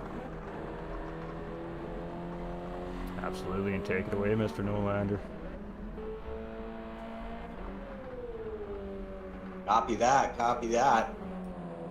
Just giving the fans a little listen to this sweet sounding Subaru BRZ, and I'll tell you, it's a very fitting car for this track. Coming up uphill now, up to that all important chicane here. Well, just shortly anyways. Now we are. I was lost on track, y'all. It's been a minute. Here we go, nice and tidy, braking hard right here, clipping this apex all the way, off on the gas again, down and around your final left-hand 2 corners here, double apex basically, final right-hand corner just before the end left that will lead you to your start finish line, and we will see the first time put on track here for qualifying time from Sweaty Palms. And there we are with a 122.6.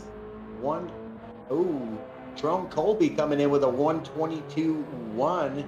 Phoenix coming in with a 122.105. Larry Birch coming in with, oh man, they're swapping in fourth, y'all. Boy, ladies and gentlemen, that was one intense first qualifying lap. Wow.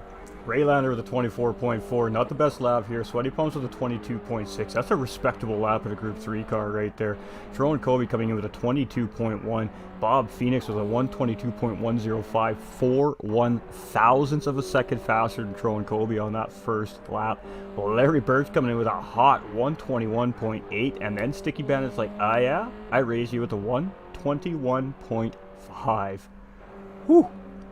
Here we go. That was a cooking set of laps right there, chat. That was fantastic. Yeah, indeed. And Sticky, the last man to get out on track for us, puts down the fastest lap thus far, like you said, with a 121.531. Absolutely smoking this track up right now. We are on board with Sticky Bandit, and let me tell you what, he's looking all sorts of spicy tonight. Trone Colby coming in and taking P2 from Larry Birch. Bob Phoenix now coming in on pole with a 21.486. Oh boy. Sticky Bandit going back into P2 with an he's only 2/100ths of a second behind Phoenix. Larry Birch sitting 2/10ths behind Sticky Bandit, and he had a 121.555 last time around. Oh, it is on like Donkey Kong tonight, chat. Woo, doggy. We are in for a treat. Oh, are we in for a treat? Sitting in P4, just 2/10ths behind Larry Birch, and Sweaty Palms 1/10 behind Trone Colby. We got Raylander here still getting his groove on. He's a little bit behind these guys, but it may take him a minute just to get warmed up and get that nervousness worked out. Absolutely, lots of pressure on these drivers here tonight.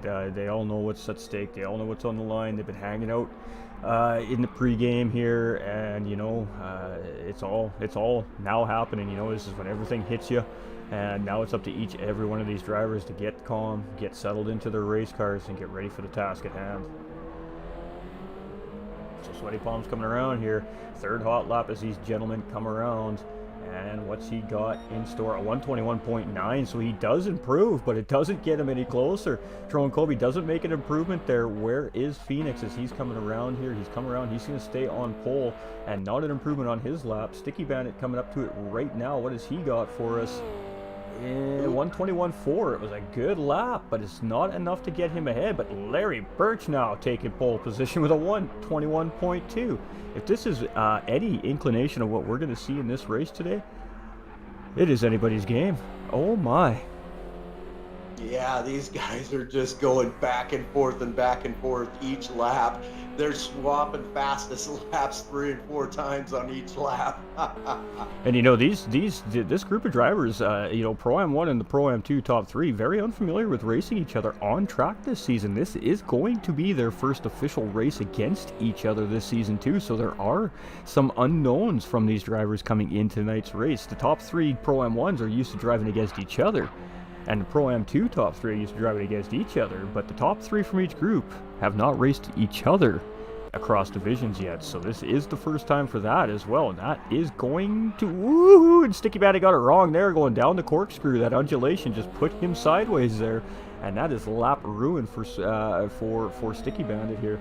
Sweaty Palms improves again and still does not gain position, but 3/1000ths of a second behind Trone Colby as he's coming around here.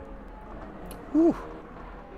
Let's see what Raylander does here. 123.6 is his top lap here right now, and he's just a little bit off the pace of these guys here right at the moment, but he could just be sitting here playing coy, and this may be a part of this driver's strategy here. Today's going to be an intense race, says Payme. I think so, Payme. I think so. Yo, Mr. Grayson, appreciate that like on the stream. How we doing, buddy? How we doing? I appreciate that. Thank you, sir. Thank you. Boy, you know, and I'm looking through these times right now, and I gotta tell you, Apex Racing's Larry Birch and Sweaty Palms from Flying Fox are dropping some insanely consistent qualifying times here. Look out for those two come race time, because consistency, as I stated a little bit earlier in this broadcast, will be one of the keys to success here tonight.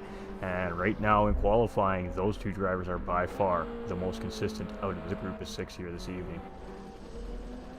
Sweaty Palms is 3,000ths of a second behind Trone Colby right now, ladies and gentlemen.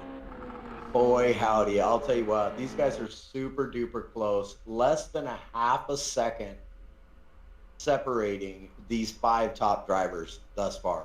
Yeah. I mean, that just falls right into the story all season long of how closely paced these drivers really are. Larry knew that wasn't a good lap for him there. You see him swing that car side to side. A little bit of disgust potentially there from that driver. He may have been on that and just not got a proper exit out of that final corner. Sticky Bandit improving his time, but not his position. Still sitting in 4th place. P2.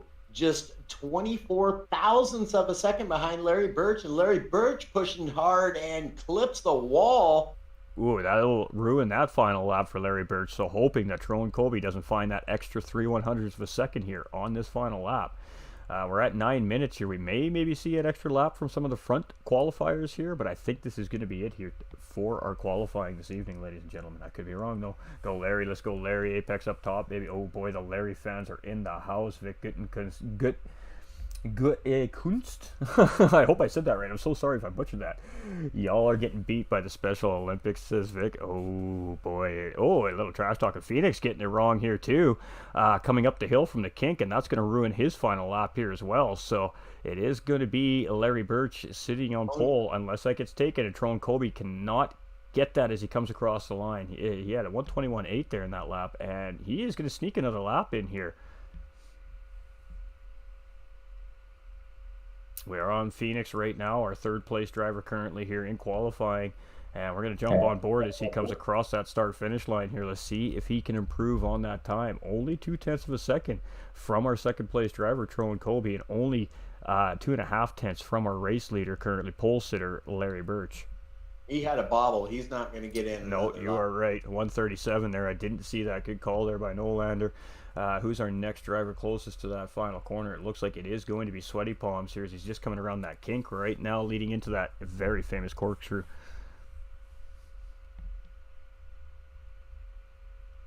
Yep, Sweaty Palms would be the last guy to put in a lap time here. Oh, and he might have cut that chicane just a little too much on corkscrew exit there. That could cost him. Ooh, the Stewarts turned a blind eye there for Sweaty Palms. I think the Stewarts may very well be generous with these drivers here tonight. Just let these guys really battle it out here. I really hope so. Oh, Trone is still on a flying lap too, and he is a flying. He is cruising. He might get this. All right, so we're on board with Trone. No, he's not going to get that pole position. He is going to hold tight in 2nd here, and I think all our drivers are finished. That is it, ladies and gentlemen. So there we go. That is qualifying. Our field is set. Larry Birch sitting in pole position. He's going to be lined up right beside there with Trone Colby.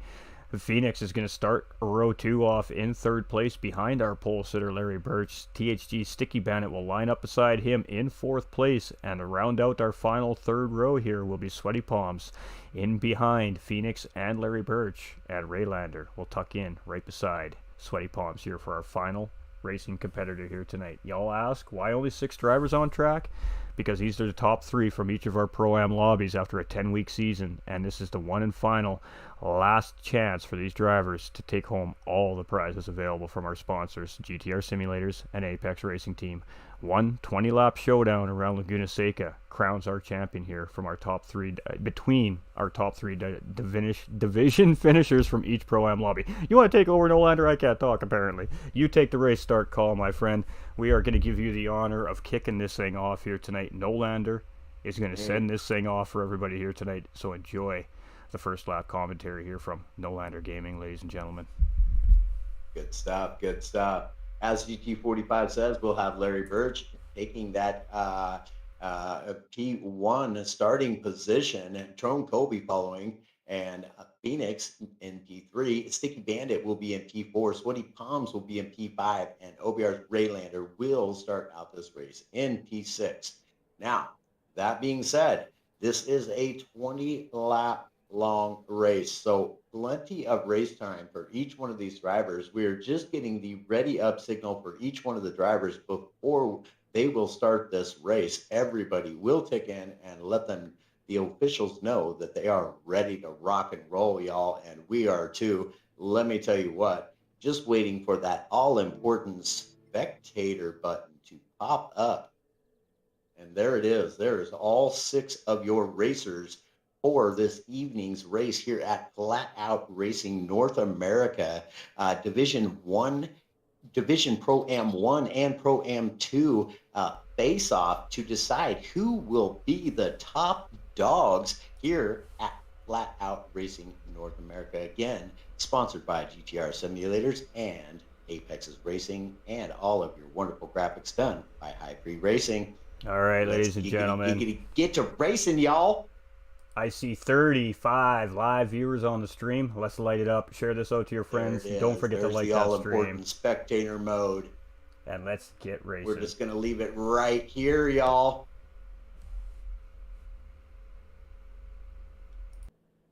Get our racing info back on. We got 4 lights, 5 lights. They are off to the races. The right. Got to get back in there. There we go. Trone Colby making a jump on Larry Birch. He's going to have the inside for the corner here. Larry Birch having to go around the outside. Bob Phoenix on the outside as well as Sticky Bandit now sticking his nose in there. They're front to back. Trone getting himself a decent little bit of a lead here thus far. 7/10 of a second he's up to. Make that 8/10 of a second with Larry Birch following behind. Sticky Bandit in P4. Sticky all over the back of Phoenix right now. Raylander has moved up into P5 with Sweaty Palms following suit in P6. Oh, we got a little bit of dust on the track there. Nobody lost it though. Very good. Very good. Into the corkscrew. Here we go.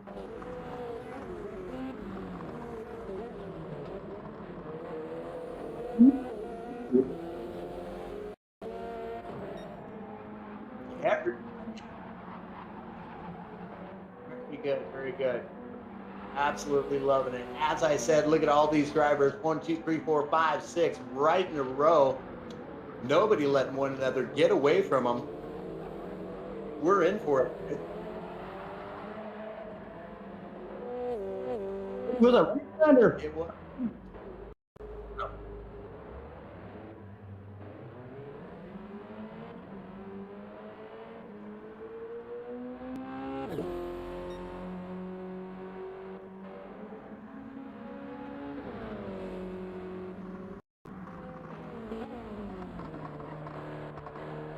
We got Phoenix in P3. He's got himself a half-second penalty, which is most unfortunate. Sticky Bandit making a move around the inside of Felix. Does make that move stick, but Phoenix not giving it up. He's going to have the inside for the next corner. Side-by-side racing. Here we have it going up the hill. Sticky Bandit and Phoenix. Sweaty Palms sticking his nose up in there too. Super close racing by 3, 4, and 5 positions here.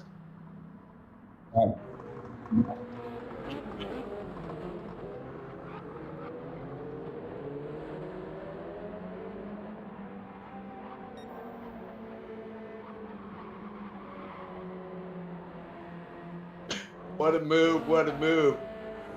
Oh, Larry still just 1 second behind Trone. Trone really trying to run away with this and get himself a little bit of a gap here early on in this race. On just lap 2, the end of lap 2, beginning of lap 3 just now, Trone Colby putting in the fastest lap thus far on the track with a 124 flat, y'all. Not bad for a racing lap when you're trying to save some tires and fuel.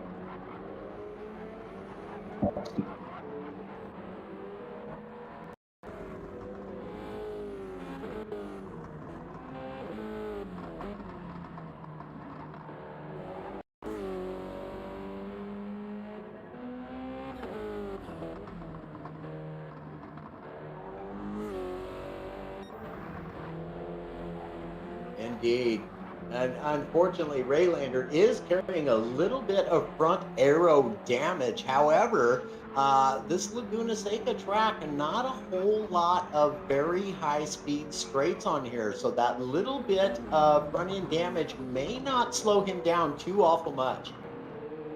Absolutely not. I'm sitting here talking without my mic on. I apologize, ladies and gentlemen, on my end. We got that sorted now. All right, so Tyrone Colby, like Nolander said, in the lead. Almost a second gap here on Larry Birch, but do not count this driver out. He is very quick. Every one of these drivers have earned this spot for this fight, for this championship here tonight. We have Sticky Bandit here at third. He made a great move early on in the race there to get himself onto the podium. We have Sweaty Palms here in fourth. We've got Phoenix in fifth, and Raylander just chasing here in sixth place. Again, tough deal for Raylander, just getting a little spicy on exit there, coming up to the start-finish line at the end of lap 2 and just getting that nose into the wall, so he's going to have some work ahead of him here as he moves forward this evening. Sticky on the charge right now. Just 1.8 seconds now back from Larry Birch, but that's dropping. So Sticky really on the move. Sweaty Palms just 1.8 seconds behind Sticky, and Phoenix just 0.8 of a second off the back of Sweaty Palms here in P5. So close racing going on, and Raylander still keeping on. He is actually gaining time on these guys. So like we said, you cannot count this man out. Maybe now he's got all of his bits of irky jerky out, and he's now feeling good. Absolutely, and I'm just taking a look at these guys and how they're driving these cars around here right now, and I'm going to tell you, chat, these guys are holding absolutely no reserves here. Every single one of these drivers is driving the tires off of these cars right now. Indeed they are, and I'm wondering, shall we go ahead and divulge the tire situation, as all of our drivers on track are on the same tires? Absolutely, and if you want to give that information, please do feel free there. I'm not going to drop my banner quite yet, but I definitely don't have an issue with telling you guys which of the two tires obviously these drivers have started on. As Nolander said, they all are on the same tires. Which tire would that be, Mr. Nolander? Well, GT45 Gaming, that would be the medium tires, guys and gals. Sweaty Palms with the fastest lap of a 122.839 on a racing lap on a set of mediums. That'll give you guys a little bit of an idea how hard these gentlemen racers are pushing. They are flat cruising. It's all to play for, as Mr. P.90 would say. Absolutely. And I mean, these drivers right now settling into this race, they've gotten those nerves underway. We're about a quarter of the way through the race here already, and you know, those post-race, those pre-race nerves are gone. These drivers are in their seats, they've ran their laps, they've warmed up, they're comfortable with their cars, and now it's game faces. It is white knuckles around them steering wheels, it is teeth absolutely clenched to those mouth guards, and these drivers are literally on the edge of their seat, even though they can't be on the edge of their seat because of the Hans safety device in these cars. But these drivers are pushing, and Larry Birch really making a charge here on Tyrone Colby, coming around to start lap 6. Does he have enough room to make a move into turns 1 and 2 here? I think he's just a little bit far back, so he is just going to tuck in, and Tyrone goes a little bit wide, but Larry's just chilling there. You see him slurp right back in behind Tyrone there, so maybe a little strategy coming here from Apex Racing's Larry Birch. Yeah, Larry Birch coming through that down the corkscrew and down the hill there, picked up about a half a second, and then they're on the final corner. So in the end, he picked up 0.8 of a second on Tyrone Colby in just that very short, very quick downhill portion of this racetrack. Sticky Bandit still in P3, 2.5 seconds back from Larry Birch though. So these two front runners right now, Tyrone Colby and Apex's Larry Birch, really trying to just run away. And as you said, GT45, Larry Birch looking really comfortable, perhaps not trying to push the issue just yet, and just sitting comfortable and kind of maybe perhaps work together with Tyrone and leave these guys in the dust as much as they can to make for a later battle between Tyrone and Larry Birch. I mean, that's what I'd be thinking right now. I mean, obviously, Tyrone Colby's got some pace here today, so very close, these two drivers all through qualifying as well. So I think that's a good call out, and we could see that happen between these two drivers. I do know that Tyrone Colby and Larry Birch, both these drivers throughout the season, were not opposed to working with their competitors to give themselves a better advantage and opportunity for that race win at the end of the day. So, it isn't entirely impossible to see that happen here through the midway part of this race. Absolutely, and Larry Birch and Tyrone Colby right now going back and forth on their times. Larry was back 1.5 seconds, and now down to just less than a 1 second gap between the two of them. So you can see the stronger portions of the racetrack for Larry Birch and the stronger portions for Mr. Tyrone Colby. But I can tell you what, they have now opened up a gap on Sticky Bandit in P3 of 4.1 seconds. So gaining a full second on them in that last lap there. Absolutely, and while you're talking about that, I am watching our 4th and 5th and 3rd place drivers, Sticky Bandit, Sweaty Palms, and Phoenix, just tighten right back up nose to tail coming into the corkscrew here. Phoenix has been kind of bobbing and weaving, looking like he's looking for a way around Sweaty Palms here, so we may see, and half-second track limit penalty for Sweaty Palms. That's unfortunate. A battle here between, if not all three of these drivers for position, but let's see how they play it out here. Like I said, this isn't a points race, ladies and gentlemen. This is winner-takes-all style racing here tonight. And right now, the two guys up in front of them are opening a gap. So these three need to figure out what the next move is here as they start to tighten up. Larry all over the back of Tyrone Colby now. Just 0.2 of a second separate these two gentlemen racers. Absolutely, and we're not seeing battling from these two early on, and that's what we like to call smart driving here by these two drivers. They know that battling is going to allow the rest of the group to catch back up to them. They're clear and free here right now. There's no pressure on that backpack right now. A little mistake will certainly change that for these drivers, but right now the pressure is just between these two and that first place position. Lap 8 of 20, ladies and gentlemen. This race is going to go by in absolutely no time at all here tonight, let me tell you.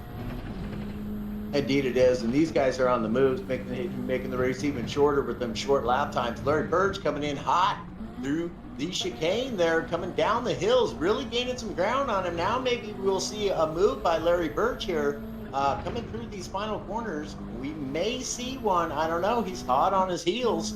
Oh, and a pit stop by Larry Birch. So here we go. Strategies. Here we go, yeah. Strategies. Absolutely. Pit stop. And I mean, that doesn't surprise me. He's had some damage on that race car, so he was most certainly probably wanting to get that car absolutely right and tight and get it back to full speed. So probably a good call there by Raylander. The question is, does he have the fuel window and the tire window to make the rest of this race without having to stop again? Phoenix getting around Sweaty Palms. Sweaty Palms trying to pull the old switcheroo on him, and he may do it. Some close battling here between Phoenix and Sweaty Palms.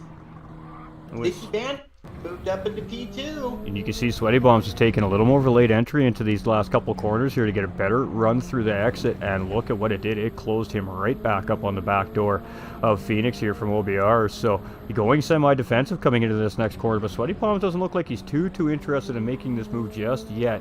Again, there are better spots to pass and spots not to pass. You can see Sweaty Palms get some clean air into their nose of that race car to make this corner here, and both drivers making it through there safe and sound. We're going to go into the corkscrew, so Sweaty Palms needs to try and close up in this sector if he wants to have a shot at getting a move done on Phoenix here and getting back up into third place before turns 1 and 2. So let's see what he can do. Phoenix has got a great run through here though as he comes downhill leading into the final couple corners, and we got a hard left hand 90-degree corner coming in, and let's see who pits, and it is all of them. Every driver has just come into pit except for Tyrone Colby. So Tyrone Colby stays out. He's the only driver that has yet to pit out of this group. So different strategies coming from some of these drivers. Sticky Bandit still in pit lane. Bob Phoenix in pit lane. Sweaty Palms in pit lane. Birch has now just left. He's in that corkscrew. Has a half a track from our current race leader, Tyrone Colby. Boy, it's on. Overcuts, undercuts, modified strategies. We don't know what to expect here, ladies and gentlemen. Well, I can tell you, I'm in favor of the way Tyrone Colby is running his race now. Really intelligent racing, now doesn't seem to be pushing real hard, but just maintaining that gap, and it's growing, let me tell you what. All right, so this is definitely going to shuffle this field around a little bit here, ladies and gentlemen, as Trone has yet to pit and the rest of the group has pit. So Sticky Bandit gets the business here, and he moves up ahead of Larry Birch coming out of pit lane, but Larry Birch is up to speed, so let's see if Sticky Bandit can stay ahead of Larry Birch here. This was not maybe ideal for Larry Birch. He was probably hoping to get out in that clean air, and instead he's asked to settle in behind his main competition all year long, Sticky Bandit. These two are not unfamiliar with racing each other this season. Decides to tuck back in behind Bandit here. And no, you are correct. They are very familiar racing one another. And perhaps they will... Oh no! Sticky did all sorts of wrong there. Oh, and Sticky Bandit absolutely facing the wrong direction at the end of that kink. He watches two of his competitors drive by, with Phoenix now moving up in the third, and Sweaty Palm still putting the pressure on Phoenix here, coming down that corkscrew, and Sticky Bandit going to have to settle back into P5. We know he's quick. He can make this time up. He's still got half a race left. Let's see what he can do with it. Yeah, Larry Birch currently holding a 3.5 second semi-comfortable lead over Phoenix there, but he is 39.2 seconds behind Trone Colby, who is opting to go around for another lap yet. That time, well, it was kind of dropping off there, but now it's growing. Now it's dropping off, and oh boy, man, we're in for it. 9 laps left remaining, and I would think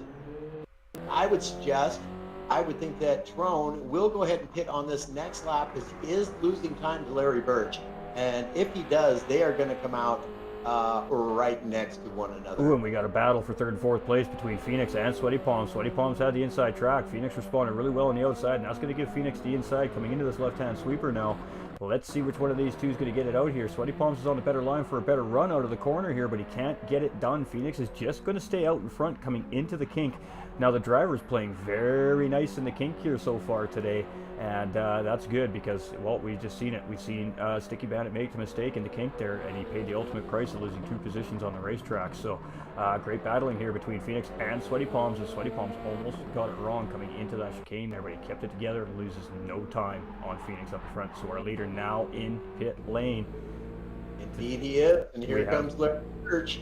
The strategy here for Trone Colby, the reason why we see him stay a couple extra laps out past everybody else, is the idea is you have fresher tires at the end of the race to hopefully battle better with if needed at race's end. So where is Larry? Larry's coming around the corners right now. Trone Colby's just coming out of pit exit. This is going to be close, ladies and gentlemen, and it is. Trone Colby slotting just in front, but Larry Birch has the speed. He's going to take it up the inside, and he is going to take over the race lead on lap 12 here from Trone Colby. So it is Apex Racing's Larry Birch now leading the way. Trone Colby on slightly fresher tires. However, they're not at optimal temperature yet. They're cold, where Larry Birch has had a couple laps to really scrub those tires in. Game on, chat. Game on. And boy, howdy, you ain't a kidding, buddy. With just 8 laps to go, these guys have the fuel, they have the tires.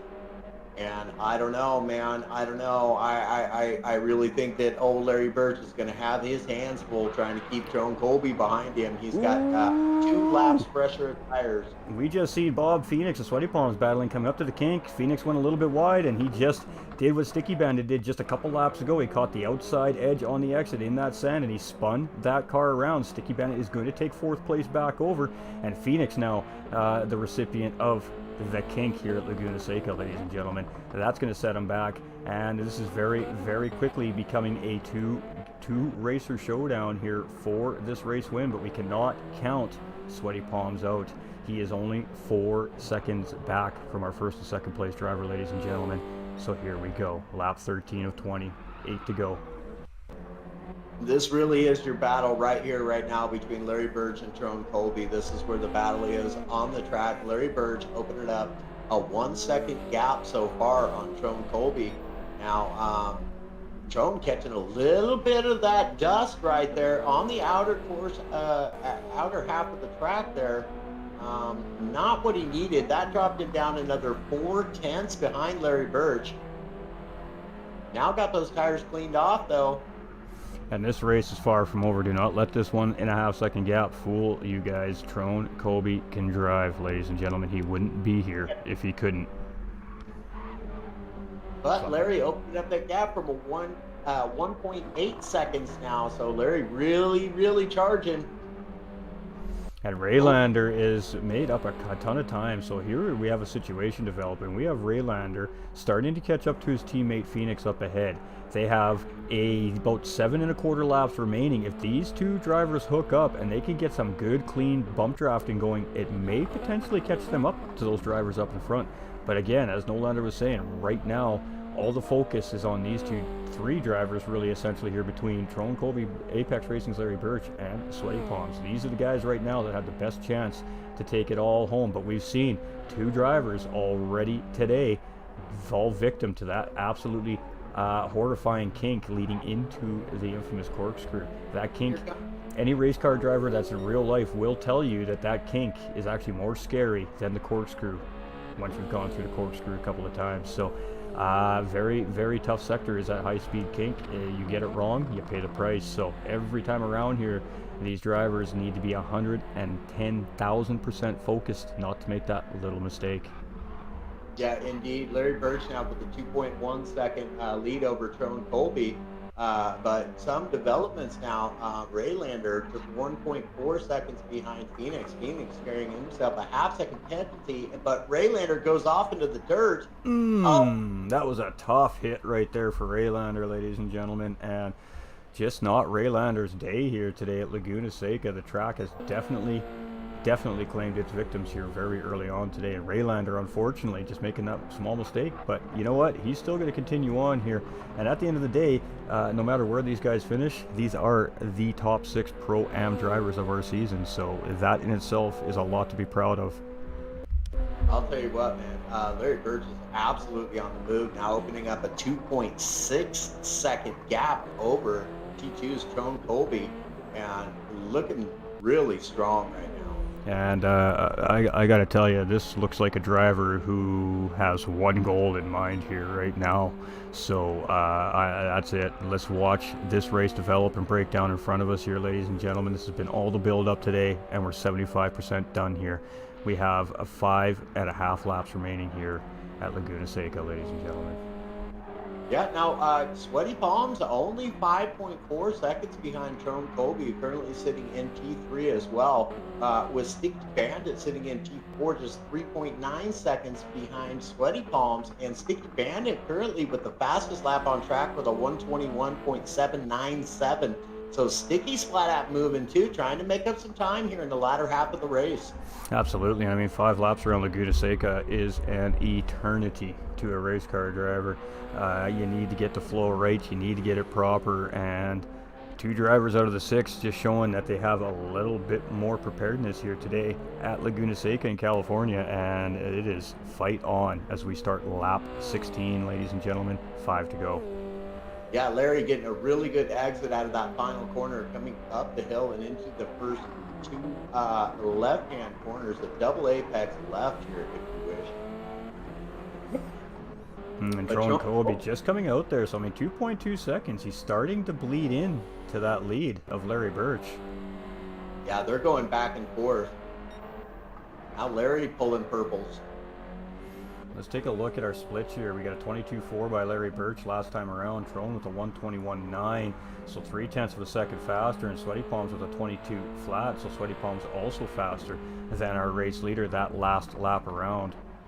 Ooh, and Sticky Bandit just getting a little bit wide there again, and it seems like a defeated driver right there. We know he's quick, but with 5 to go and the time gap distance there, I think that he is pushing as hard as he can, but realizes that his chances are dwindling very quickly here. But look at him go. He has had a fantastic season all season long, and Laguna Seca claims Bob Phoenix here as well in 5th place, and that's unfortunate. So he just caught a track edge there, and that is going to be looks like a wrecked race car and behind pit wall there for Bob Phoenix here today. So super unfortunate here. So it is Raylander in 5th, Sticky Bandit in 4th, Sweaty Palms in 3rd, Trone Colby 2.2 seconds behind our race leader, Apex Racing's Larry Birch. Oh, unfortunate. We appear to have lost a driver in the form of Phoenix. Phoenix now missing. Absolutely there. He had a little incident at the racetrack there. He got real hard into the wall. He took some real heavy damage there, and he decided to take that car behind the wall and call it a season here this season. So super unfortunate there for our OBR driver. One mistake definitely causing some serious damage to that race car here today, and just going to call it a day. Larry Birch maintaining this 2-second lead over Trone Colby as it sets. Trone Colby still keeping him right there within striking distance, really, with about 2.5 laps left to go. Trone getting a really nice exit coming down out of the chicane of that major downhill and pulling purples himself. So Trone on the move. Absolutely, and Raylander's done a really great job here. He's had a very tough race here, so huge credit to Raylander and the OBR team here. These guys have had a tough day at the racetrack here today, but again, still very respectively finishing in the top 6 of this Pro-Am division, so definitely something to still be happy about at the end of the season here for every one of these drivers.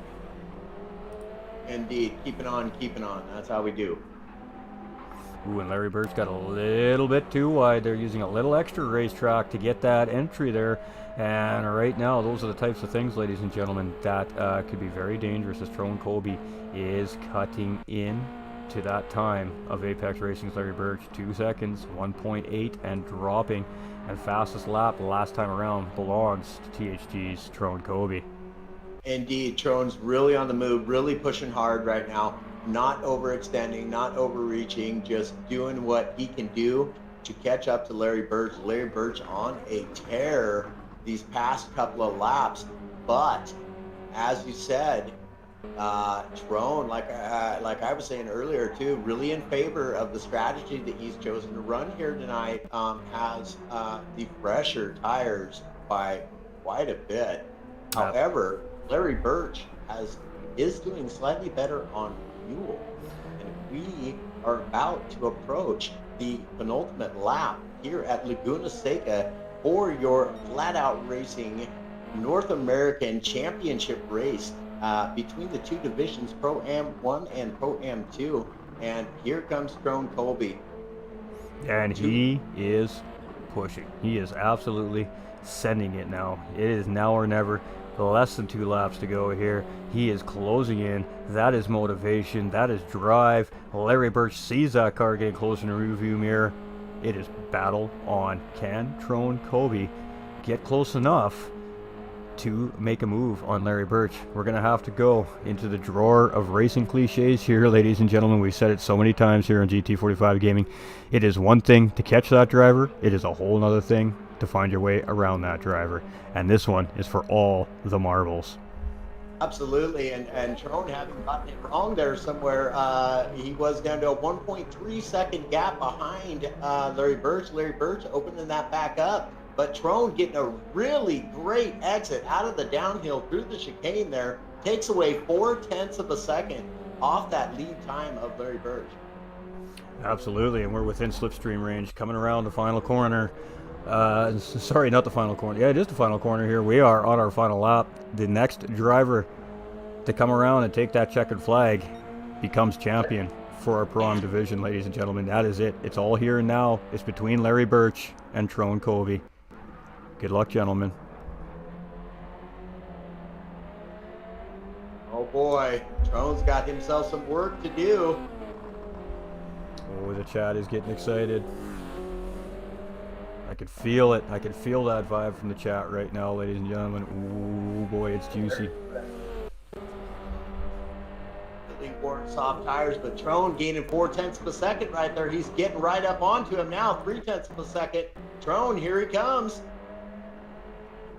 Good passing zone around this next corner. Ooh, everybody's on the edge of their seat right now. The crews are on the fence. They're all waiting to see which of their drivers are going to come across first. Every single seat is empty right now at Laguna Seca, ladies and gentlemen. Nolander, bring it home. No. Lead the way by just a half a second. Here comes Trone. We have 2 corners remaining. Trone all over him, down to 0.2 of a second. Trone tries to make a move around the outside of Larry Birch. No, he's not going to get it done. Larry Birch is going to take the win. Larry Birch has done it, takes the win. Trone Colvio coming to P2. Wow, what a race finish. Trone giving it all he had around that last corner. Tried to get the move done around the outside, just couldn't quite get it done. But what a race. Wow, congratulations. Oh, man. You know, and we got one driver out of fuel here with Sticky Bandit currently. He's just going to coast himself across the finish line. There you go. He's gonna crank it around sideways for the fans. 4th place finisher for THG Sticky Bandit. Raylander is going to come around there with a 5th place finish and a DNF here for OBR's Phoenix there, just wrecking that race car near the end of the race. But you know what, ladies and gentlemen, all season long we have seen incredible racing from every division here from Flat Out Racing North America. And man, this one, again, down to the wire, right down to the final corner. 2 guys, nose to tail, across that finish line for the checkered flag. And congratulations to not only all our drivers on the racetrack, but extra special congratulations to Apex Racing's Larry Birch, who has now officially become our Pro-Am champion here at Flat Out Racing North America, ladies and gentlemen. And, I bet you he's a little excited right now. Comes across with the P5 finish, and I gotta say, well done to Raylander for his stick-it-to-itiveness. He just kept on keeping on, and that's awesome to see. Oh boy, what a battle between these 2 drivers right here. Wow, incredible job all season long by our Pro-Am divisions.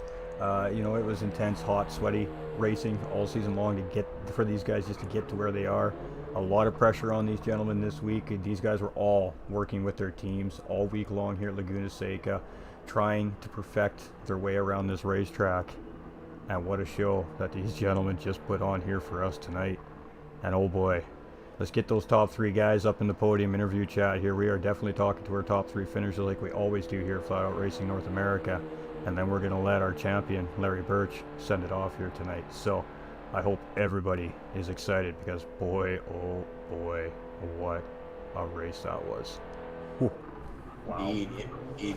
Not only congratulations to Larry Birch, but congratulations to Team Apex as well. 2 champions throughout our divisions here at Flat Out Racing North America. And what a battle. Trone Colby, I mean, bold, big move. He had no chance at that inside corner, as Larry Birch was not going to give it to him. He tried to take that outside corner. They rubbed wheels around, and Larry Birch just got the better run at the end of the day to come across and take that checkered flag first. So, memorable moments here from Flat Out Racing North America, early 2023, ladies and gentlemen. Absolutely incredible stuff. Yeah, all race long, Larry was really getting a really great exit out of that final corner, and he didn't let us down on that last lap either. If he hadn't not gotten such a clean exit there, that race could have come down.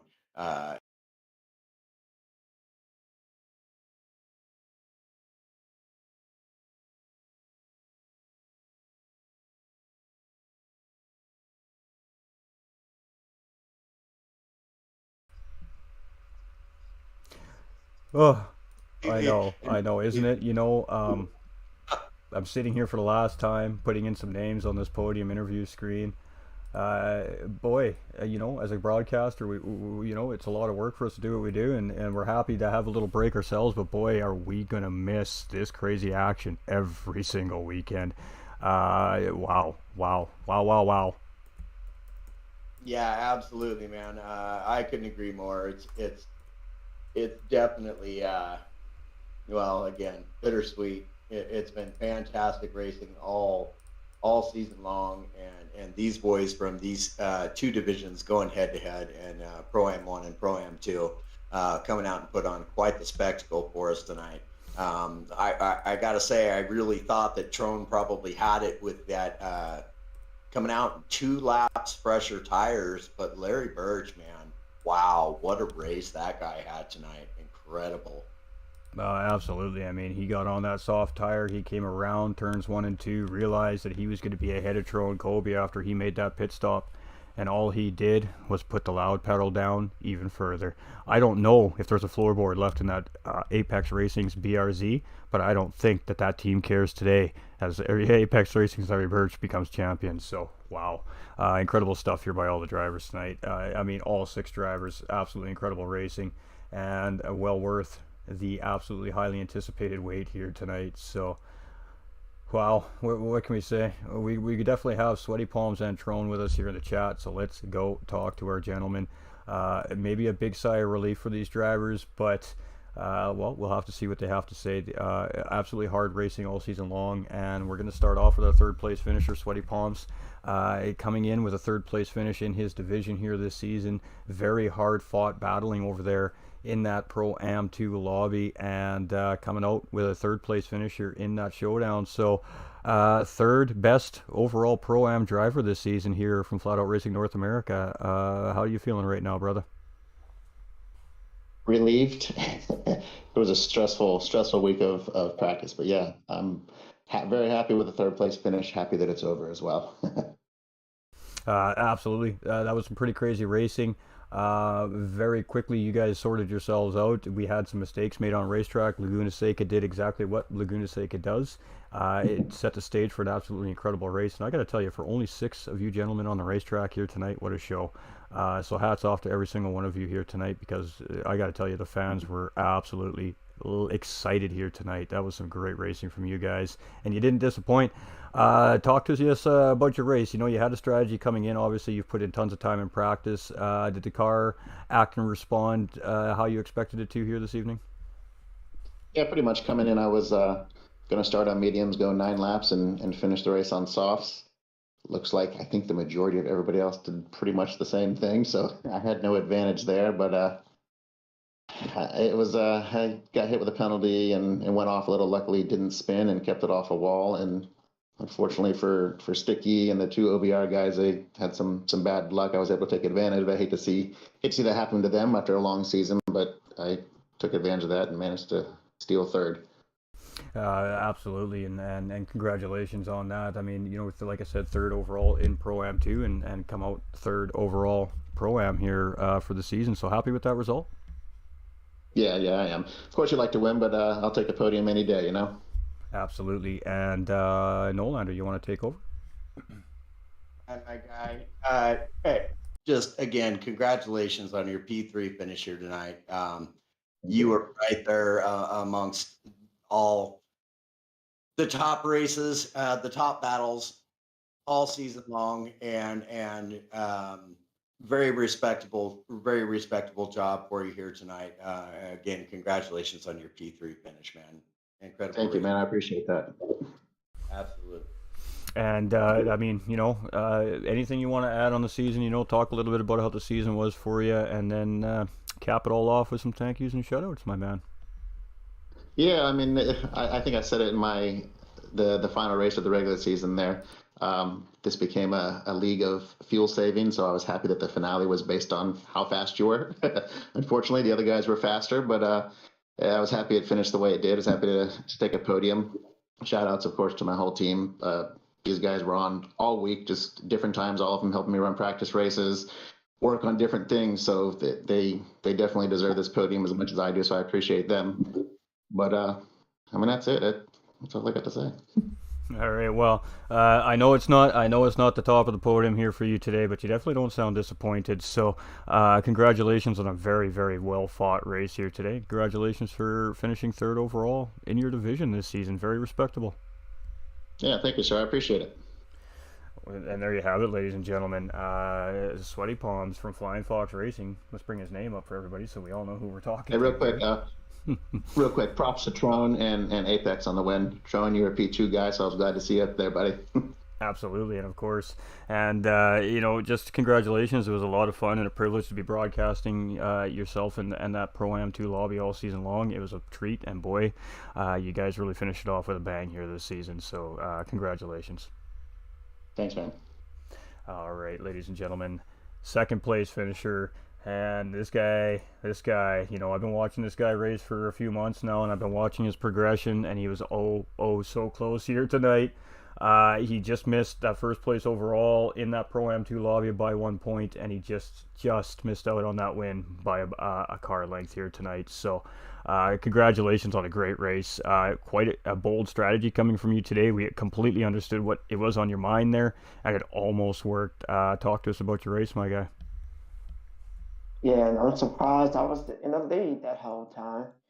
I, my race did pretty well. I believe that if I didn't mess up on that one exit, I could have still been ahead of Larry Birch.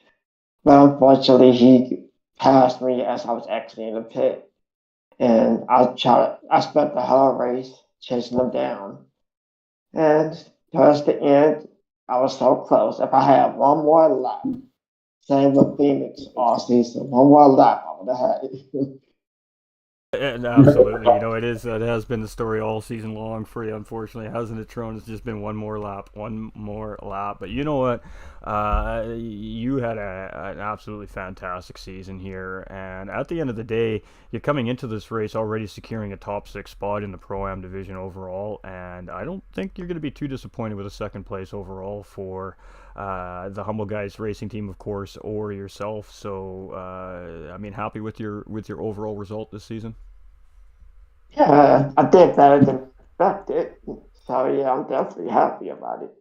I came in the season not knowing what to expect, but I came in with a strong finish.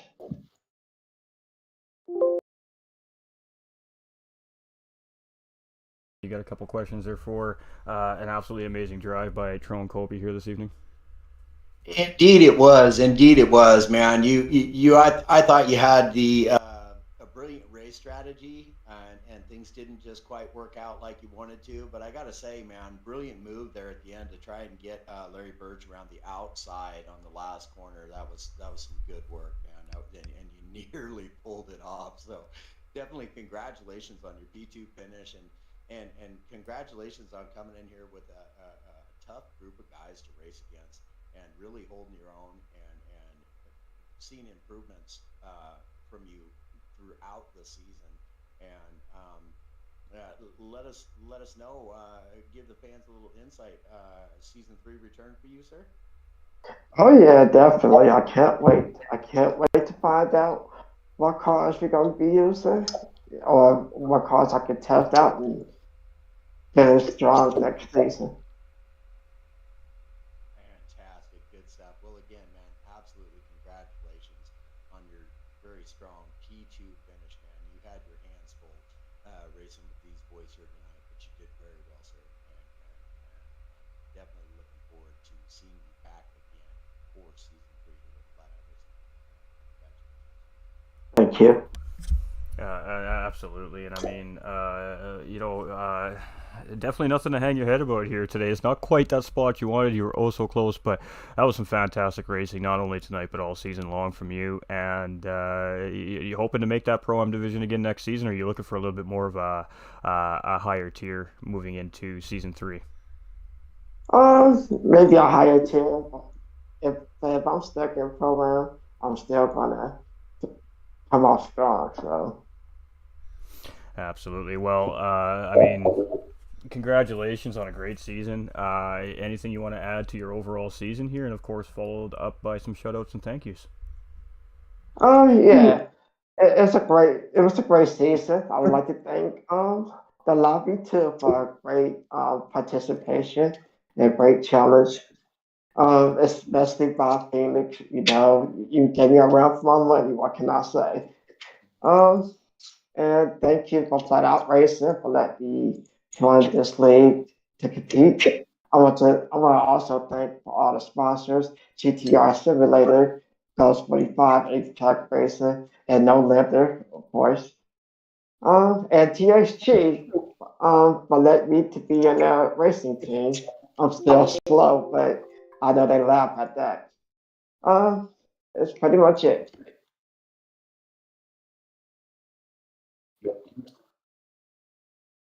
And definitely nothing to hang your head about here. Second top second best Pro-Am driver this season. I can't say words today, apparently. And, I mean, just great racing from you this season. And we definitely are looking forward as broadcasters to being able to see what you can do next season here from Flat Out Racing North America. So congratulations on an absolutely great showing. And go get that championship next season, my guy. All right, thank you. Well, ladies and gentlemen, are you ready? Are we ready to talk to that Pro-Am overall champion? We've given him a few minutes. I'm sure there's a lot going through his mind here right now. And that was an intense race. He had a ton of pressure from Tro and Colby right at the end of the day. And just comes out right ahead. So, Apex Racing's Larry Birch, ladies and gentlemen, winner tonight and overall Pro-Am champion. And this is the man who is going to take home all the goodies. So congratulations, Larry. Huge race from you today. Talk to us a little bit about what your strategy was coming in and if you stuck to it. My strategy coming in was always going to be start 8 on mediums and 12 on soft. And Chon got a great start on me. So good. I really thought he was on softs. And then he kept putting in laps after I went in at 8, and that convinced me more that he was on softs. And then when I saw him pit and he was putting on softs, I knew I was in trouble. And I had a great outlap, and the undercut just barely worked. I just got around him as he was pulling out of the pit, and was able to get a little bit of a gap. And I was hoping to push it a little bit more because I knew he had fresher tires and he'd be able to come on at the end. And that's what he did. And yeah, like you said, I think one more lap and he would have had me. But I really concentrated this week on that hairpin turn because there's not too many places to overtake on this course. And that was going to be one of them, or that would be a place to defend if someone was going to try to overtake you. And I felt like I got a better exit out of that corner just about every time. And that's what really saved me because he was just pumping out purple laps after purple laps those last couple. It was awesome. Well, and in flat out racing North America fashion this season, all season throughout all divisions, boy, did you guys take it right to the wire. We weren't sitting here going, oh, yeah, this is his race to lose. This was anybody's race to lose today. And what was going through your mind? You're half a lap down and he is on your bumper. Are you thinking just don't give up an apex at that point? Yeah, definitely. Yeah, once I got past the corkscrew, without any issues, trying not to think about that too much. And then I went full defensive. I was like, well, I'm taking the inside line, and if he gets a run on me on the outside, hats off to him. And luckily for me, he didn't get as good a run, and I was able to finish it off down the straight. I'm going to hand you off to Nolander here because I'm sure he's got a few questions here for you too today. So Nolander, ask away, my guy. Wow. First off, Larry, incredible racing from you all season long, man. And you pulled one out here tonight. Incredible racing. And I have to agree, you did seem to really have a really great exit out of the final corner every single time. Now tell me, what was going through your mind when you seen Mr. Trone, he had pit. Did you think that you were going to come out ahead of him? Did you know that he was going to be that close? Or what was going through your mind at that point in time, man? I knew it was going to be close. Unfortunately, when I wasn't able to see how much fuel he put in, so I couldn't see where exactly the times in my head. But once I came around that front straight and I saw him, I said out loud, I was like, oh, this is going to be close. And luckily I just carried enough speed through those Andretti hairpin, and I just was able to get to turn 2 before him. And and then pulled a little, he was coming down on cold tires, so I was able to get a little bit of a gap. But as soon as he warmed those things up, he was chasing me down. It was a matter of time, and I'm glad it was only 20 laps. Indeed, very well and accurately spoken. I do believe that if that race had continued on even just one more lap, it may have had a very different outcome. But you did it, man. You held him off there on that last corner, and Did it surprise you at all to see Trone try to go for the move around the outside and nearly get it? If he'd have had a cleaner exit coming around there, boy, that could have been a bumper to bumper finish there, man. It was incredible. Well, yeah, I mean, like I was telling Ghost, I went full defense, and I didn't want to give him the inside. I didn't want to give him an opportunity to stick his nose in there. And like I said, I trusted my exit out of there. I'd been doing it all week, and I got it, so it worked out. But yeah, it could have gone the other way. Yeah, indeed, and quite a bold strategy, really, from you. At least from my position and way of thinking. Only running 8s on the mediums and then 12 on the softs. Boy, howdy, your tires were really, really looking really worn right there at the end, man. But you held on to it. You drove your race, and you came out with a great outcome. And it couldn't have been a better outcome. How are you feeling about that sweet little GTR sim racing package coming your way, my guy? Well, that GTR rig is awesome. I can tell you it's awesome because I'm sitting in one right now. So that GTR rig is going to my Apex boy Superman, who I believe you crowned the most improved driver this year, and he's been putting in the work, and he deserves something like this. And watch out for him, season 3.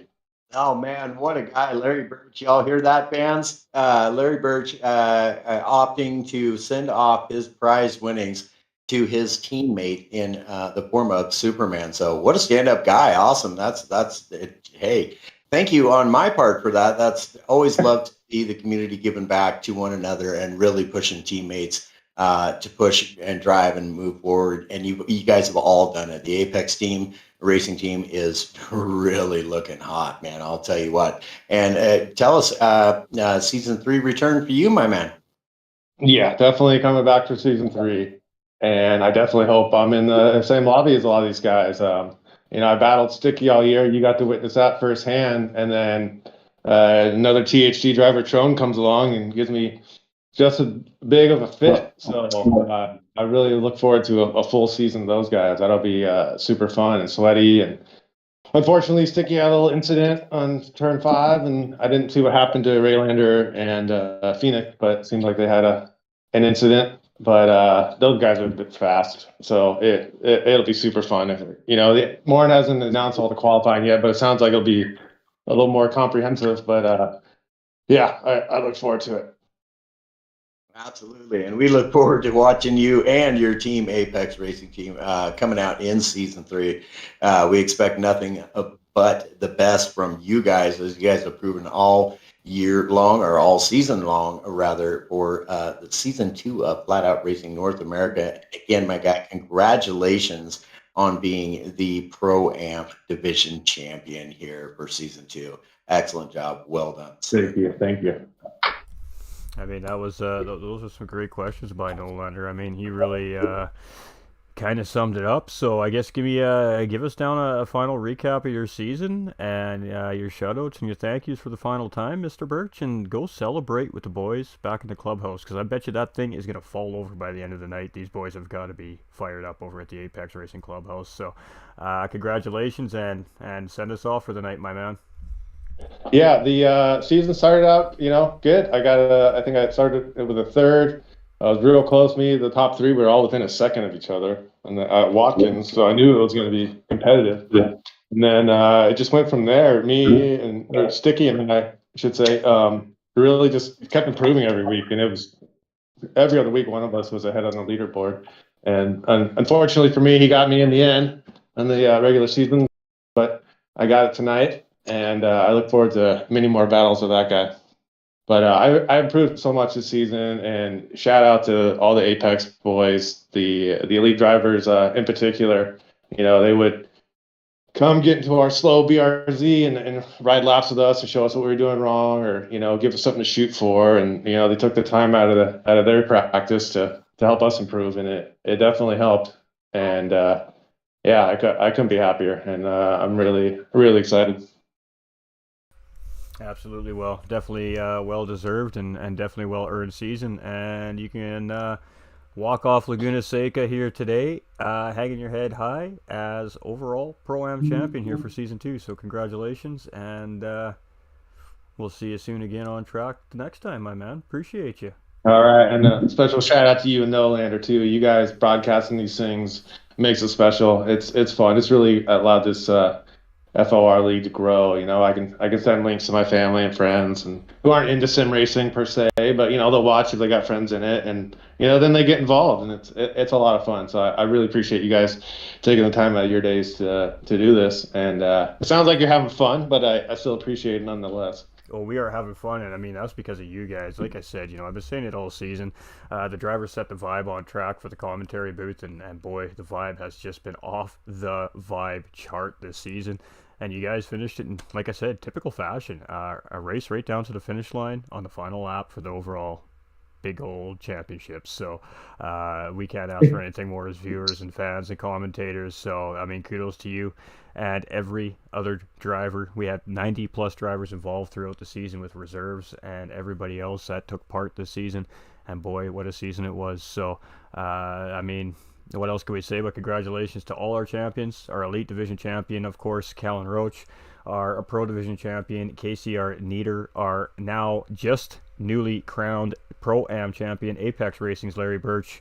And our amateur champion, Apex Racing's Heathen. So 4 champions, 10 weeks, a grueling season, and a final all for everything showdown between the 2 Pro-Am lobbies. What a season, what a setup, and what a finish. Nolander? Boy, you ain't kidding, buddy. That was some epic racing. I'm certainly blessed and very thankful to be a part of it. And just a huge shout out again to GTR Simulators for putting up the prizes for these racers, making them race real good and hard. Apex's racing team, and High Pre, of course, for the wonderful graphics we've had here all season long. Guy does an outstanding job, a very professional man. If y'all are looking for graphics, look no further than High Pre. He'll get the job done for you. Absolutely, and big reason why I think that we enjoy the broadcast is obviously that visual effect as well. So huge love to our boy High Pre. GTR Simulators stepping up. They give away a sim rig to each of our 4 divisions this season to our champions. So each one of our champions are receiving a GTR Simulator racing rig.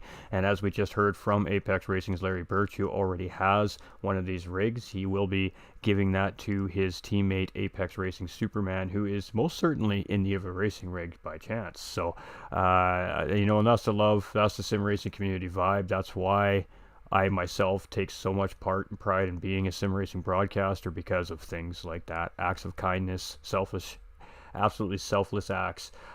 He fought and earned hard for that prize, and he's going to send it away to a friend, a family member, and a teammate. So, that's what it's all about here. We come to race, we come to win. At the end of the day, we build friendships and we gain family members. So this is what it's all about. And, just congratulations to all our drivers. Yeah, absolutely. Super cool. Larry Birch. Many of you either may know Superman's been racing for quite some time in a lawn chair, y'all. So he's going to be uber happy to have a GTR simulator racing rig. And so, again, Larry Birch, stand up, man. Stand up. Way to go. Absolutely. And I mean, congratulations to all our drivers, all our podium finishers, every single racer that has participated, taken the time to qualify, taking the time to be on track, whether it's one race or all 10 races this season. They were hard-fought battles. They were great broadcasts to watch.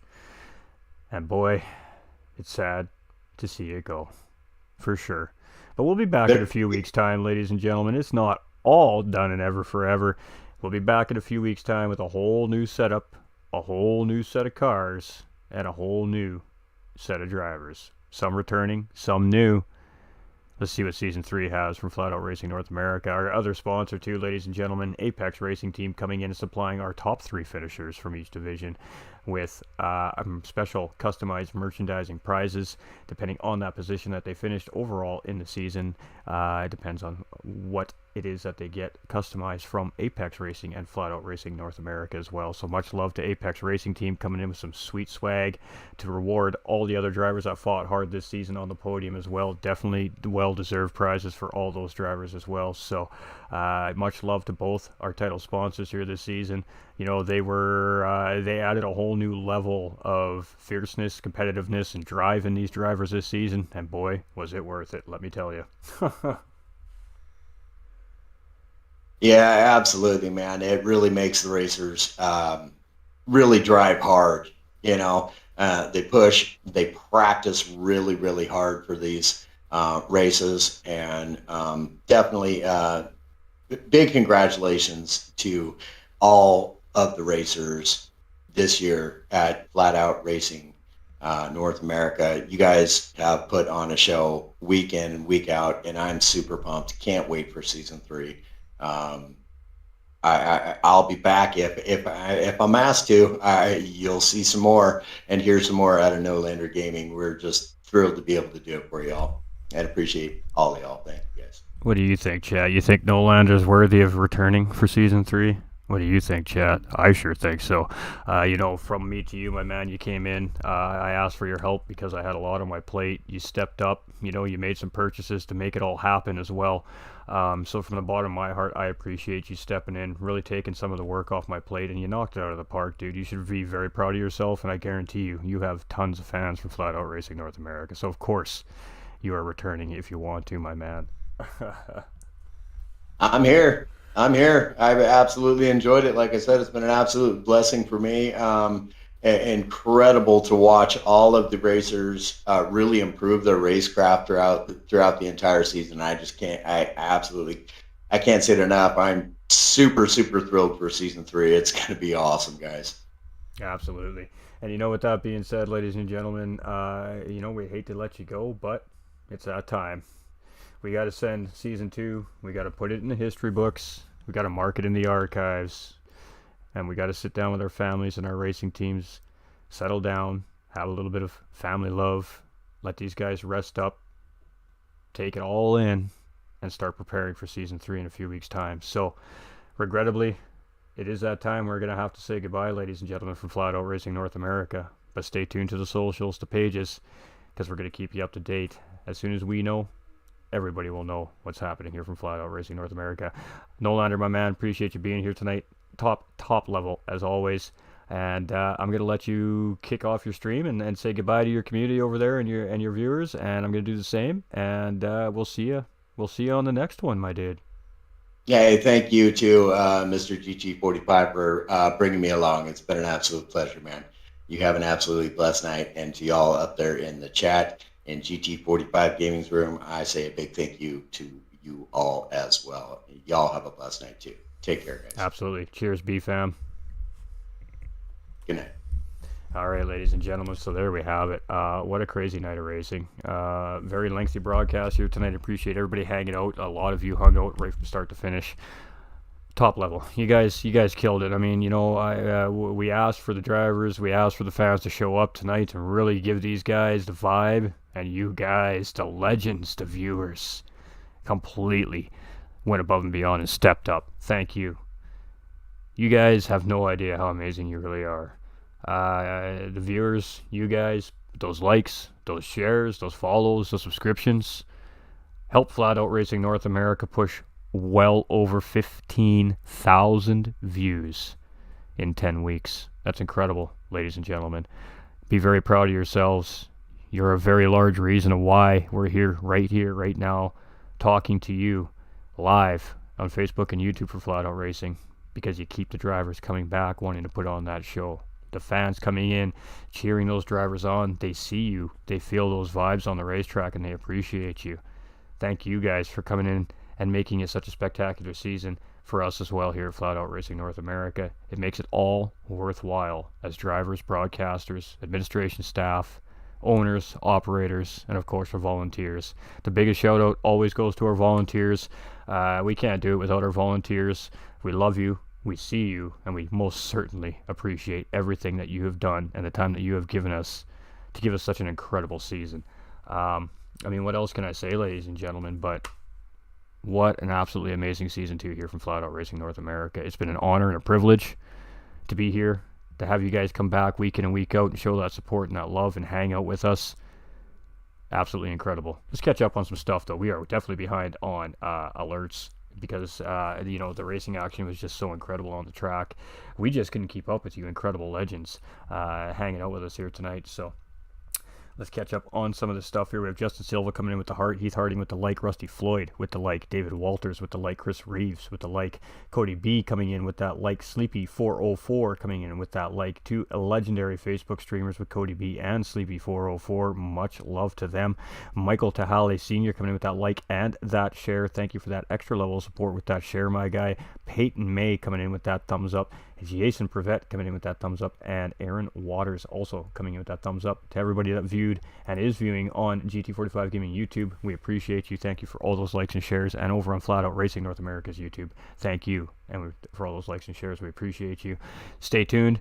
Make sure you're following that Flat Out Racing North America Instagram. Go to Instagram, search Flat Out Racing North America, all one word, and it'll pop right up. You'll never miss any of the announcements coming for Season 3. We'll make some official posts with what you guys seen on the stream here, of course, on the socials now throughout the week here to get those that have missed the broadcast informed on what has just happened here at Flat Out Racing North America.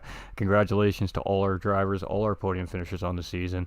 It was an incredible one, and if this is just a prelude of what is going to happen in Season 3, I think we're all going to need some air conditioners because it is going to be one heaty Season 3. I mean, what else could I say, ladies and gentlemen? On behalf of GT45 Gaming and my community, I'd like to thank Flat Out Racing for giving us the opportunity to be a part of it and also commentate for them. Just absolutely legendary. And, incredible racing from top to bottom.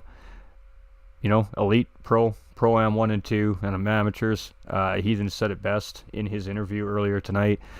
It's just a name beside your division, top to bottom, first to last driver, absolute top quality, professional, respectful, clean racing etiquette. Fantastic driving all season long. I'm your host for the evening, GT45 Gaming. We were also co-hosting with Nolander Gaming, so we appreciate everybody hanging out, and we hope you all enjoyed the broadcast.